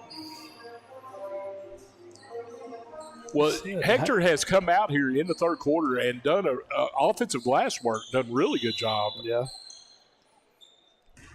So it is Warriors ball here as Pickens will bring it over the timeline. About 5 minutes left here in the third. Pickens gets it off to Mattingly. Mattingly, nice pass. Whoa, what a block. Goodness. Ashton Callhorn swats that one back, and Hull comes away with it. Here's a 3 ball in the corner, no good, and Story gets his own. No, I'm sorry, that's not Story. That was Kaufman with his own rebound. Now they get it inside. McLaughlin kicks it out. Callhorn 3 in the corner is off, no good. And here comes Barr with it. Barr to Smith, and Pickens pump fakes. Layup is good, and they're going to get the good old-fashioned 3-point attempt. Yeah, you kind of had McLaughlin come down on his back there a little bit, and he was able to get the shot up and in. So, and he gets the 3-point. It is 43-36 now. Hull directing traffic. Winston kicks it over. Story whips it across. Kaufman looking inside, needs help. Nice little pass inside the Hull. Hull dumps it down. McLaughlin couldn't get it. Gets his own board. Goes back up. No good. Hull's going to take a shot. And, whoa. Oh, my goodness. That ball nearly died up there. 43-38. You have to say right now, the offensive glass work is keeping Hector in this game. Yeah. Here's a little double team up top, and Pickens gets around it. Pickens drives. Wow, they're going to call it. He gets bailed out with a foul call as he tripped. That's going to be the third on Kaufman. Yeah, third foul on Hunter Kaufman. Third team foul for the Wildcats. Kaufman's going to go to the bench, and we're going to have number 15 Stanek back in. Here's the inbounds to Mattingly. Mattingly did a little shuffle, but got away with it. Barr gets it. Stick back good. It is 45-38. Here's Hull with it up top. Winston kicks it over to Stanek. Stanek over to Story. Story lob inside to Callhorn. Ashton drives, pulls up. Shot is no good. Couldn't get it to fall. And here comes Howard out with it. Howard kicks it back over to Barr. Barr whips it in the corner. Mattingly's got that baseline. Shot's good. It is 47-38. This is the biggest lead of the game right now. Ouachita has gone up by 9. Story has it. Kicks it up to Stanek. Stanek gets it inside. Callhorn whips it down to McLaughlin. McLaughlin back out to Callhorn. His three at the top is good. Nice inside and out right there. And we're going to have the timeout on the floor. It is 47-41. Ouachita leads Hector by 6. A timeout by the Wildcats.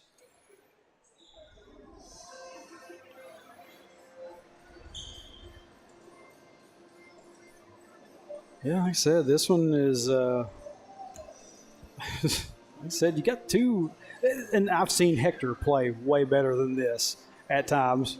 I've seen Hector have some, some moments, like especially with like Atkins, and we had then Heber Springs in that St. Joseph Classic earlier in the season. Just kind of, you got out athletic against Atkins, and then it came down right down to the wire with Heber Springs. And like I said, they're just gonna. Well, they're having. I mean, don't get me wrong. The offensive glass work has been great here, but they're having to work really hard for those buckets. They're not getting the 1 and 2 footers to fall as easily. Well, I've seen Callhorn. He's having a little bit of struggles tonight or today. He's uncharacteristically had some shots that I normally would see him make, just not want to fall. But Hector has now gone to the 2-3, and Mattingly has it on the wing. Whips it across the court, and it's going to be a corner 3 ball. Is no good by Pickens. But the rebound comes to the Warriors. Mattingly's 3 is no good. And Hull comes away with the tip. Winston kicks it, tried to get it in the corner to Callhorn, and it's stolen by Smith, Judd Smith, all the way down the lane. Nobody picked him up, and he had 2 shots at it, couldn't get it to fall, and Callhorn comes away with it. Callhorn's going to pull up from downtown, and he buries that one from downtown. And it is a Hector's back in this now. Cut it to 3, 47-44. And that's the Ashton Callhorn that I'm used to seeing. He just had got his feet set and buried it. Here goes Barr again underneath, and his shot is no good as 3 Wildcats converged on him, and here comes the Wildcats with it. Callhorn with it up top. Whips it inside. Keeling kicks it out. Stanek thought about it, kicks it back into Keeling, and they call 3 seconds in the lane. Wow. Keeling never got out of the lane after he made that first pass. Well, when it came into him, he never reset. So we're getting close to the minute mark here in the third. And almost a steal, and it is a steal. Stanek, but they knocked it to Smith, and Smith picks up the junk bucket. Hector got their hands up, and Smith come away with it. Callhorn thought about it, goes baseline, kicks it over to Stanek. Stanek 3 is no good, and it's rebounded by Smith. 49-44, Ouachita leads by 5. And we are under 1 minute left here in the third. Winston putting pressure on Pickens. Mattingly has it now up top. Now here's Howard with it. Barr splits it, goes down, left-handed layup. And we're going to get a blocking foul, and that's going to put Barr at the line. Barr is he's very quick with that drive. I mean, there is no When he catches it, he's gone. Yeah. They're cleaning up a little bit of moisture down the court. Out to looking at my chat here. Marcia Henderson Dover says, Shane, good to hear from you. Good to hear you.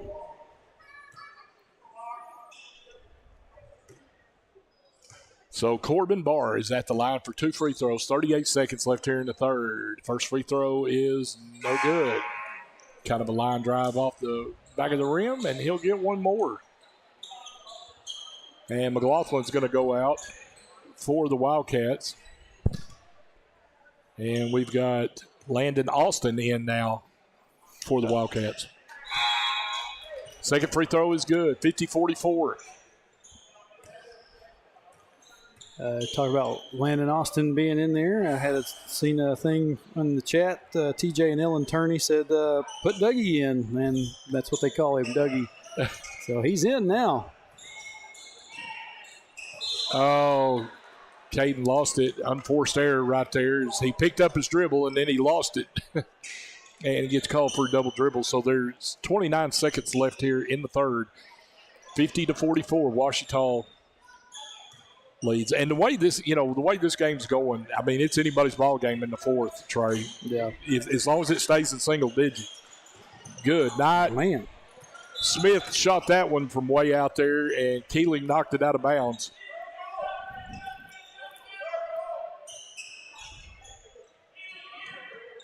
And Trey, his long threes are effortless. They are. They get it in. Cutting Bar, reverse layup, no good. And, wow, Pickens runs it down. Garrett Pickens runs down the loose rebound. And we're going down to 9 seconds, 8. Pickens whips it over to Mattingly, 5 seconds left. And Smith has it. Mattingly, 1 second. And that's going to be the end of the third quarter here. It's a good one, folks. And it is Ouachita 50, Hector 44. Good job by the Wildcats keeping Ouachita out of position to get a shot up. Yeah. They're right there at the last bit of that third quarter. And I was hoping, if you're going to be trailing, that it stayed around this 5, 6, 7 area, because I still think Hector can put something together. They just got to get those inside shots to fall. Yeah. I know you'd like to see, see Callhorn heat up here. Callhorn or Story or Winston or there's several weapons that this boys team has. I mean, even Landon Austin, Dougie down there, if he got a good look, he can make some shots. We have to see if he's back in. So we only had change, but Hector only hit 1 3 in that third, and that was Callhorn's at the top. The winner of this one will play Rosebud. The loser of this one will play Cross County. And after we get done with this, we'll go back and take another look at the bracket before we call it an afternoon here. It's going to be Hector Ball to start the final quarter of play. And Stanek takes the inbound pass. Stanek looking, needs help, kicks it over to Story. Story whips it back over to Stanek. Now they get it to Callhorn. Ashton back to Stanek. Now inside. That was Austin with it. Landon kicks it out. Nice pass down to Stanek on the block. No shot. Callhorn pulls up. 3 is off the front of the rim. That was kind of a contested 3. Man. Winston nearly had a hold of it. Kind of got knocked off of it. Here goes Smith. And they're going to call Austin for the foul, and it's going to be the old-fashioned three-point attempt for Judd Smith.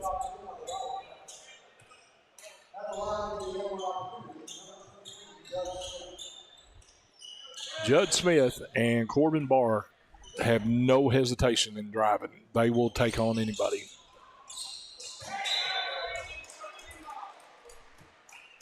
And that ball goes out of bounds, and Ashton couldn't save it, so it's going to stay with the Warriors, 52-44. Need a couple of good defensive stands right now.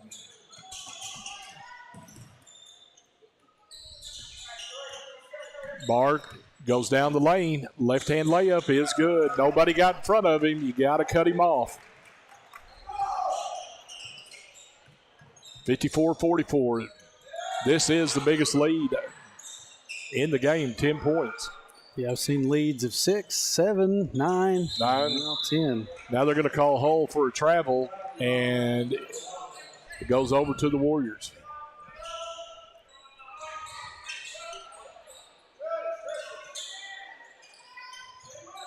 Here's a press by the Wildcats. Mattingly kicks across court to Barr.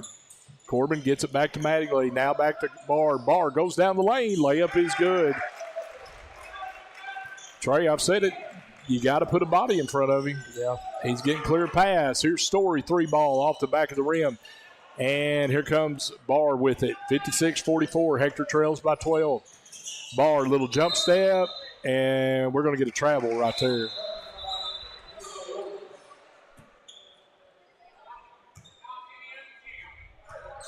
Corbin's like, NBA players do it. Why can't I have it? Ashton Cawhorn with it. Whips it across. Story, here's a lob to Cawhorn. Gets it, sticks it in. It's now cut to 10, 56-46. Pickens has it now up top for the Warriors. Hector trying to jump him up top. And, I thought he stepped on that half-court line. But they didn't get the call. And Hull flash for the steal, and he comes away with it. Good effort there by Cawhorn and Hull. And Cawhorn lets that three fly from the wing, and it's good. So here we go. Hector now cuts it to 7. Plenty of time on this clock. 5.5 left.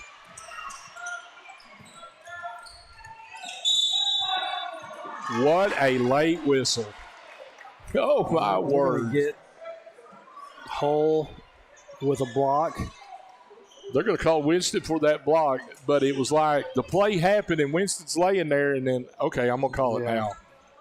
That was a late whistle. Late. That's 2 on Winston. Oh, that was kicked. It'll stay with the Warriors. 5:32, not 5:23. My computer decided to get a little bit dyslexic. Well, their player foul thing's dyslexic on the scoreboard. Here's a steal by Hector. It's good hands there by Winston. McLaughlin comes away with it, gets it to Kaufman. Kaufman whips it in the corner to Winston. Winston kicks it up top. Cawhorn's 3 at the top is off the rim, no good. 56-49. Hector trails by 7. And we're going to have a timeout on the floor. Ouachita is going to call this timeout. 5:08 left in the game. 56-49.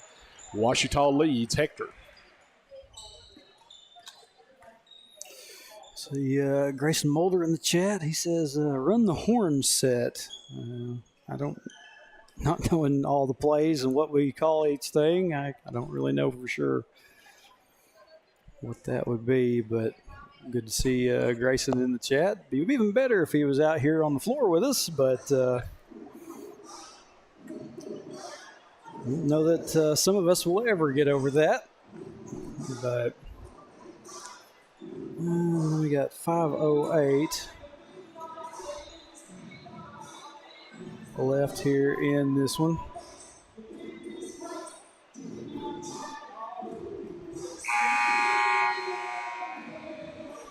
Hector just needs get a couple stops, and I think we're settling for some 3 balls really quick in some sets. Yeah, like I said, sometimes it's a live and die by the 3 kind of situation. But we haven't been to the free throw line hardly at all because not attacking, but. Like I said, that's kind of the uncharacteristic. Oh, there's almost a steal. Good hustle, and Cawhorn comes up with it. Good hustle down to McLaughlin, and that shot is swatted. Here's Barr to Smith. Layup is good. Coach Freeman's wanting that contact on McLaughlin's shot. Here's Story with it. Call horn. There's a body check right there. No call. Wow. Call horn's holding that head right there because it took a body check. I think he may have hit the back of his head on the floor when he went down a minute ago. Winston. Story's got the wide open three, and it's off the rim. No good. And Winston, couldn't get the follow-up. Wow. And they got that snowbird, and it's stolen by the Wildcats. Here comes Winston down the floor. Winston gets it to call horn three at the top, and it's off the rim. No good. And we're going to have a foul on Hector.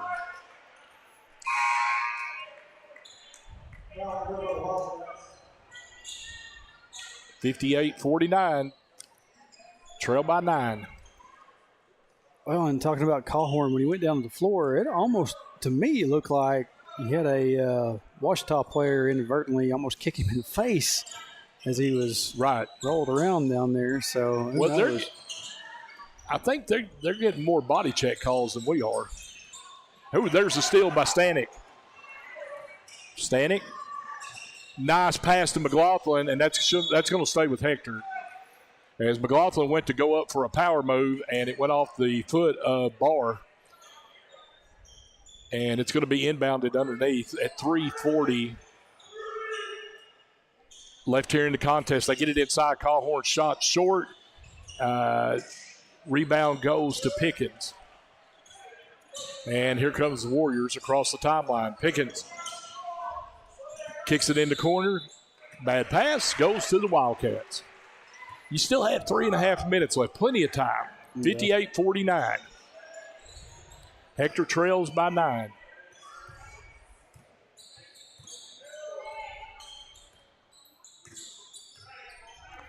They get it over to Stanek.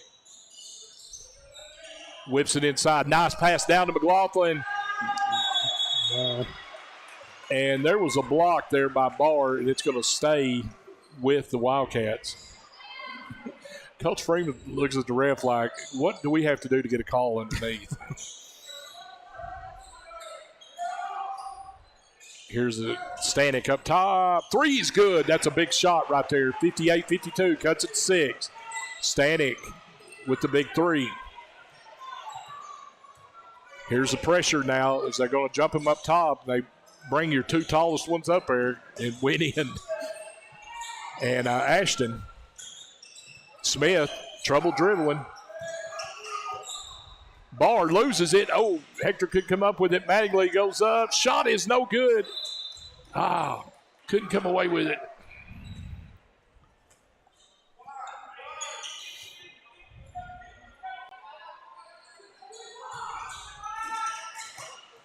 Oh, Mattingly open three is no good, and long rebounds when you shoot threes, and Barr drives. His finger rolls no good. Winston comes away with it.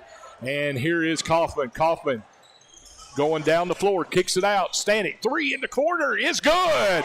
Hey, we're down to a 3-point lead for Ouachita, 58-55. We've got 2:20 left in the game. Winston with the steal. Hull all the way. Runner is good. 58-57. Ouachita wants a timeout. Hold on, folks. We're going to have one here.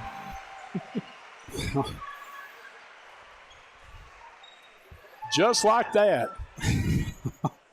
I don't know that I've seen them just go on the attack like that in that quick of a span of time this season until right there. Man. Well, let's talk about right there.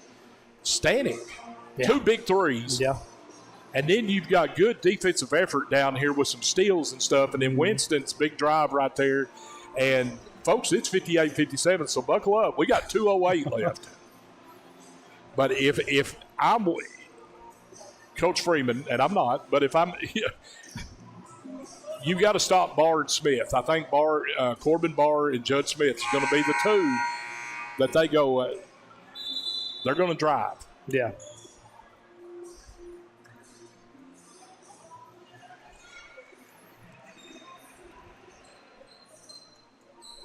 Oh, man. So as we come out of the timeout here, 2:08 left, it will be Warriors ball. 58-57, Ouachita leads.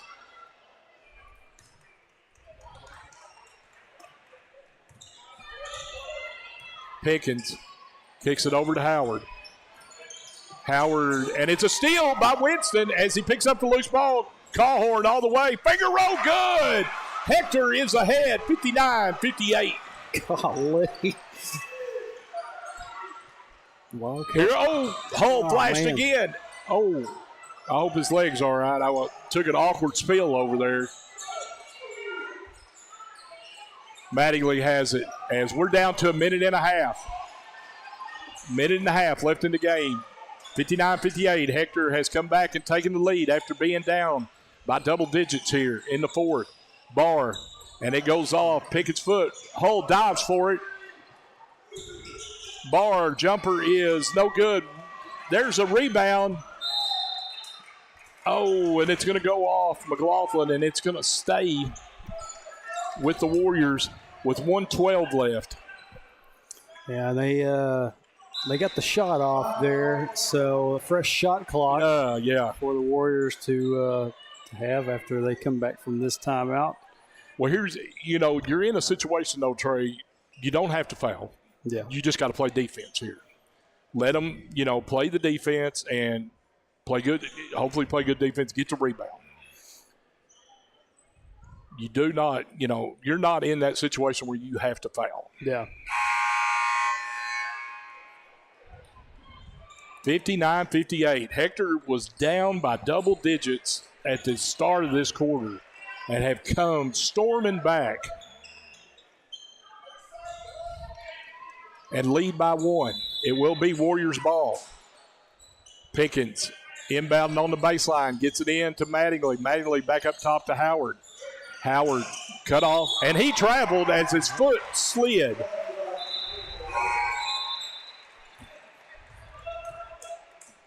So now you just work it for a good shot. Yep. Because you have the lead, and you don't have to take a bad shot here. I mean, not be forced into a bad shot. Run your offense, get a good shot. Kaufman with it. Kaufman kicks it over to Stanek. Stanek pulls it back to Kaufman. Now inside to Winston. Winston kicks it out to Stanek. Stanek back to Winston. Hull is hold on to there. Golly. No call, man.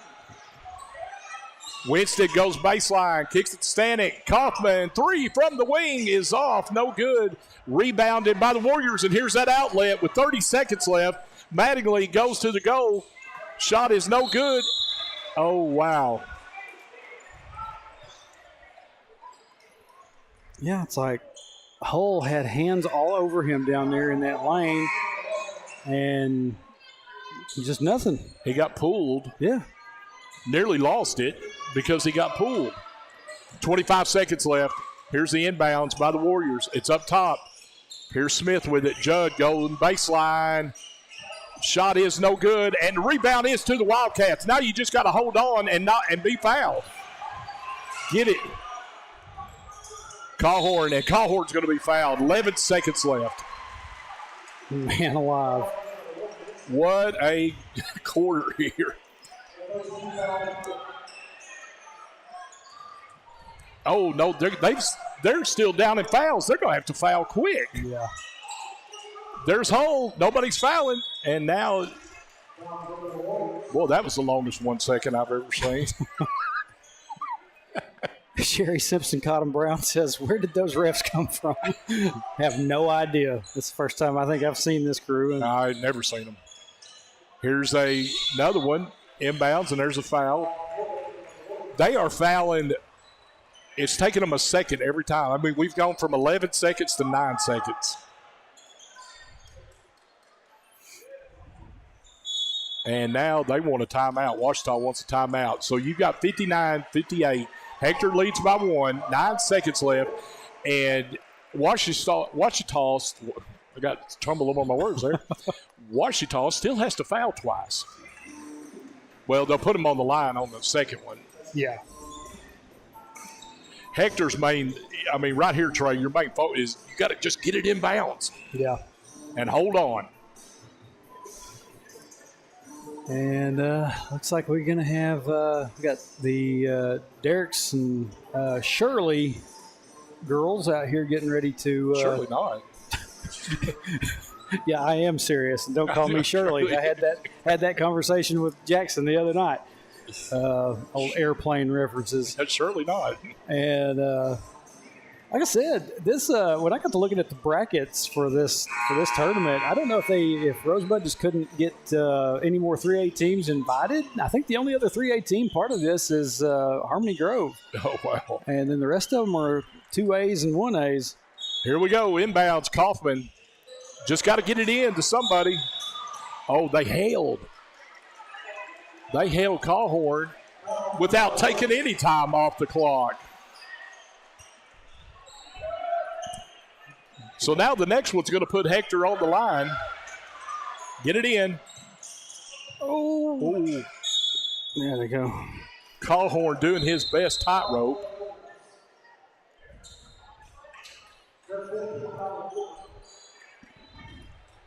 Okay, 1 out of 2 you need.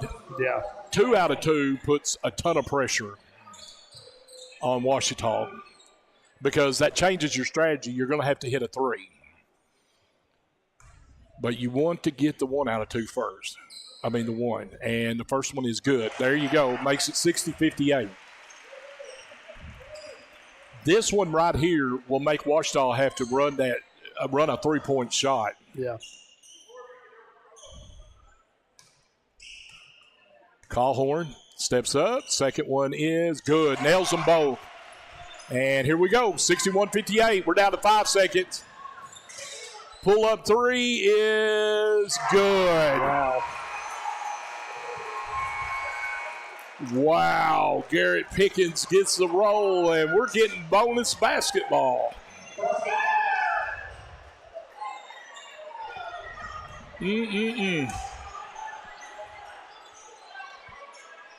Pickens, it was kind of a line drive shot, and it just rolled over. Goodness gracious. Bonus basketball here at the Rosebud Classic.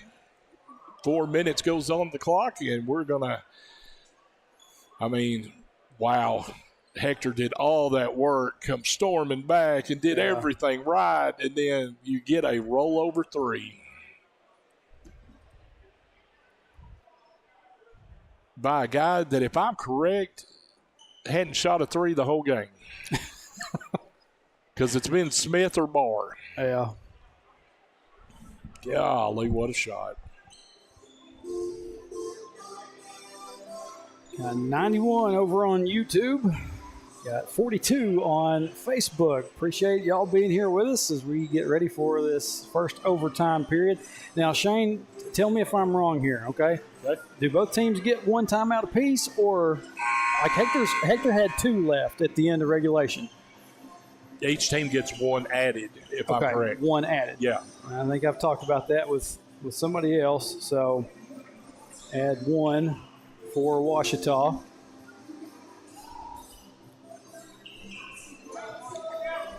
All right, 4 minutes put up on the clock. 61 all, and it's going to be Callhorn and Barr jumping. Little bonus basketball here to start out 2025. And the tip is controlled by Ouachita.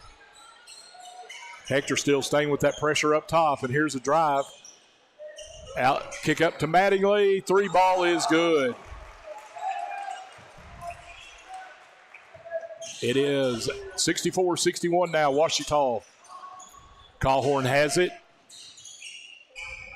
Looking for help. Gets it back up to Hull. Winston kicks it back over to Ashton. Ashton gets in. Jumper from the free throw line extended. No good. Rebounded by Westbrook. Quickly down the floor, and Barr gets the layup, and he'll go to the line. As they have done that the whole game, snuck somebody out, and Hector's lost them.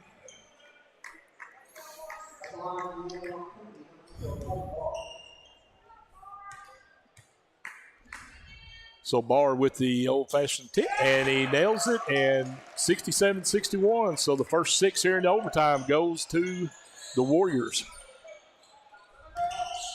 They kick it inside. It's knocked away, and here comes the Warriors again. And Winston with the steal.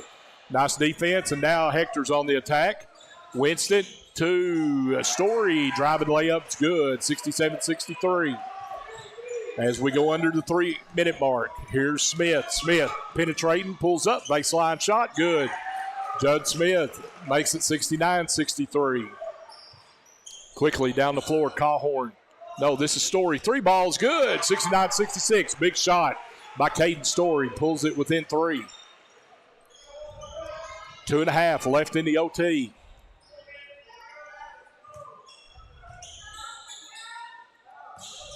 Here's Mattingly with it. Oh, good defense there by Story, as Story just took it away from Mattingly. Now Hector's got a chance to tie or cut it to 1.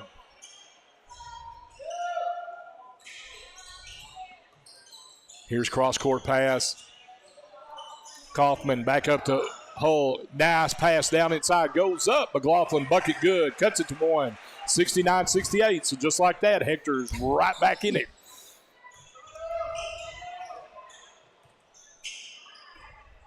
We are under 2 minutes left here in the OT. And there's a steal by Kaufman, and Kaufman fouled.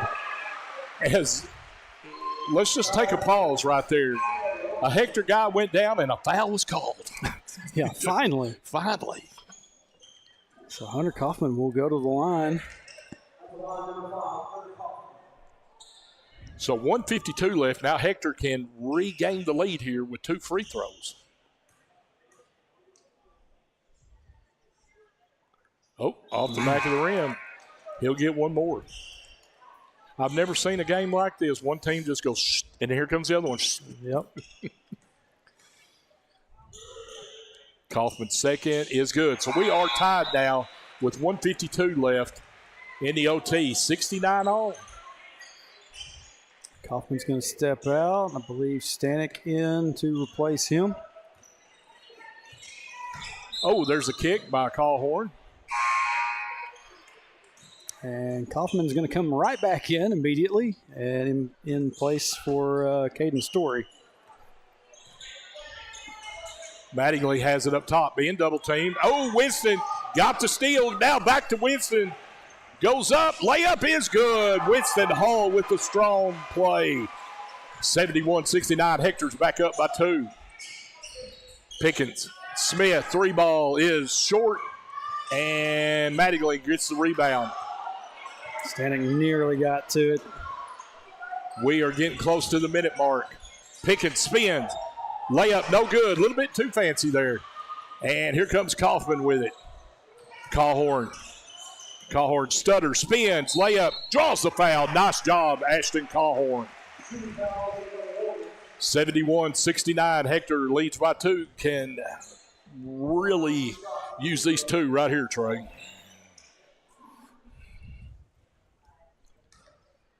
Ashton showed ice water in his veins earlier late in the 4th, and I just jinxed him. I did the announcer's jinx.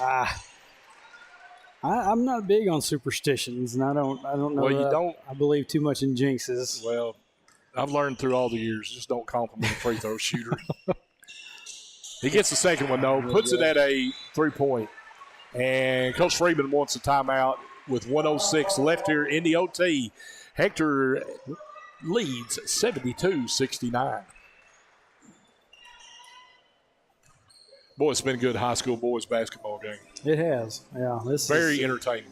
This has been a very good one. Like I said, the game we had with Heber Springs back at Joe Mallet Classic was very entertaining. And Hector, the thing about that one was Hector was the aggressor for pretty much the entire game and just got down to the last minute or 2 and just let it go. Right. And they have not. They've really shown that they've kind of learned from that here in this one, just going down by a bit, storming back.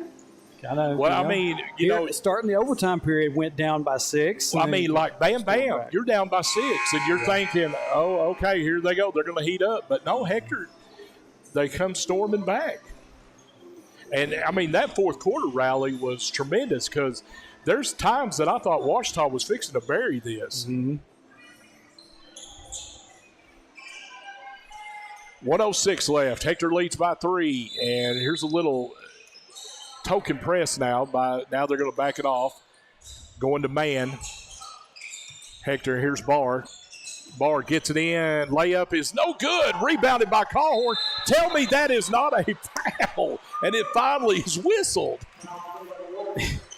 Said before this one got started, we talked about a little bit about the fact that Ouachita in their little holiday tournament last week had a little bit of a brawl, I think, from the way it sounded with Blevins. If you're not careful, you may see the same thing happen today. But Callhorn at the line. 54 seconds left here in the OT. Callhorn's first free throw is good. Makes it 73-69. Now has pushed this thing up to a 2-possession lead for Hector.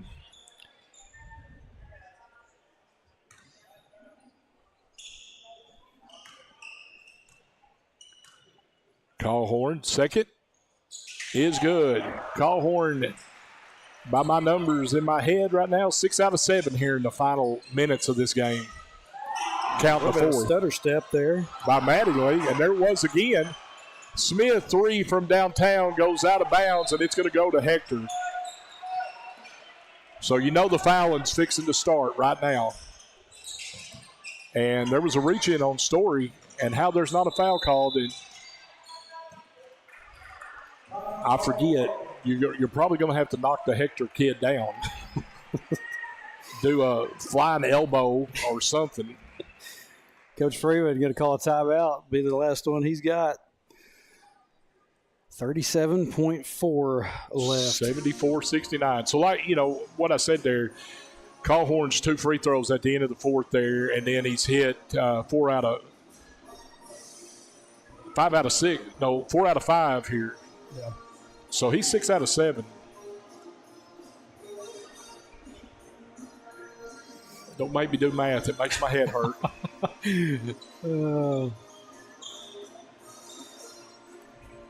But that's what you expect from the senior. Yeah.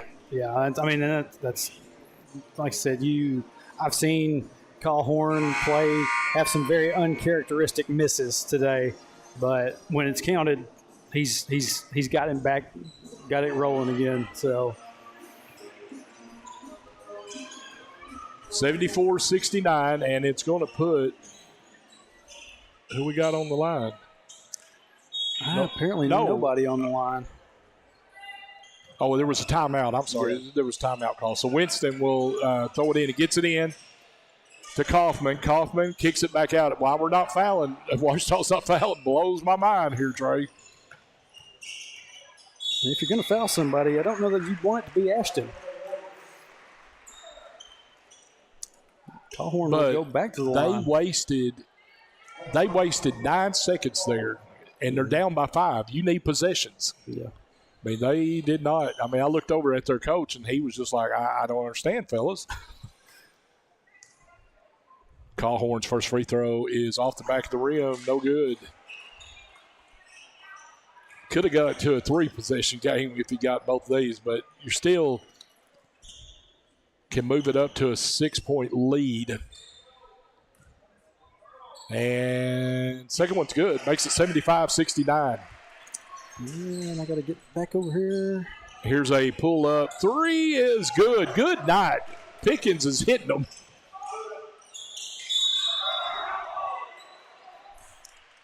Sorry, I did not have my cursor on the right screen, so I'm going to let the time get back in line. So Pickens buries another 3, makes it 75-72, and that's going to put Callhorn on the line here. Now, Trey, if you do the math here, it is 1 possession now, but he needs at least 1 out of 2 here to make it a 2-possession game. Yep. And the senior hits the first one. That is huge right there. Swirled the iron a little bit longer than I liked. 76-72. 2-possession game now. That is huge right there. And buries the next one, and it is 77-72. Pickens I started to say, if he does it again. And we're going to Hector. As the ball goes out of bounds. Honestly, should have been a technical on Westbrook for throwing it against the wall. And here's the Story with it. Story, as we come down to the final seconds, and Hector is going to come away with a huge 77-72 win over Ouachita. What a ball game. Yeah, you worry sometimes when you see your team go down by a bit. Like, are they gonna shut down on you? They didn't. They kept it going. They fought back. They hit some threes. They got some good defensive effort there, and what a job by the Hector Senior boys. As they were down, if I remember, let me go back in my head there for a minute. They were down by 10 early in that fourth quarter. Yep. And then got down by 6 there in the overtime period. Right off the bat. Yeah. Most teams would have went, okay, they're hot. And I got to tell you, that Ouachita team is good. Yes, they are. So that is a good win for Hector right there. Very good win. That is a good win for the Hector Wildcats. Now they will move on the winner's side and play the host school tomorrow, Rosebud. Let me look here real quick before we call it a day.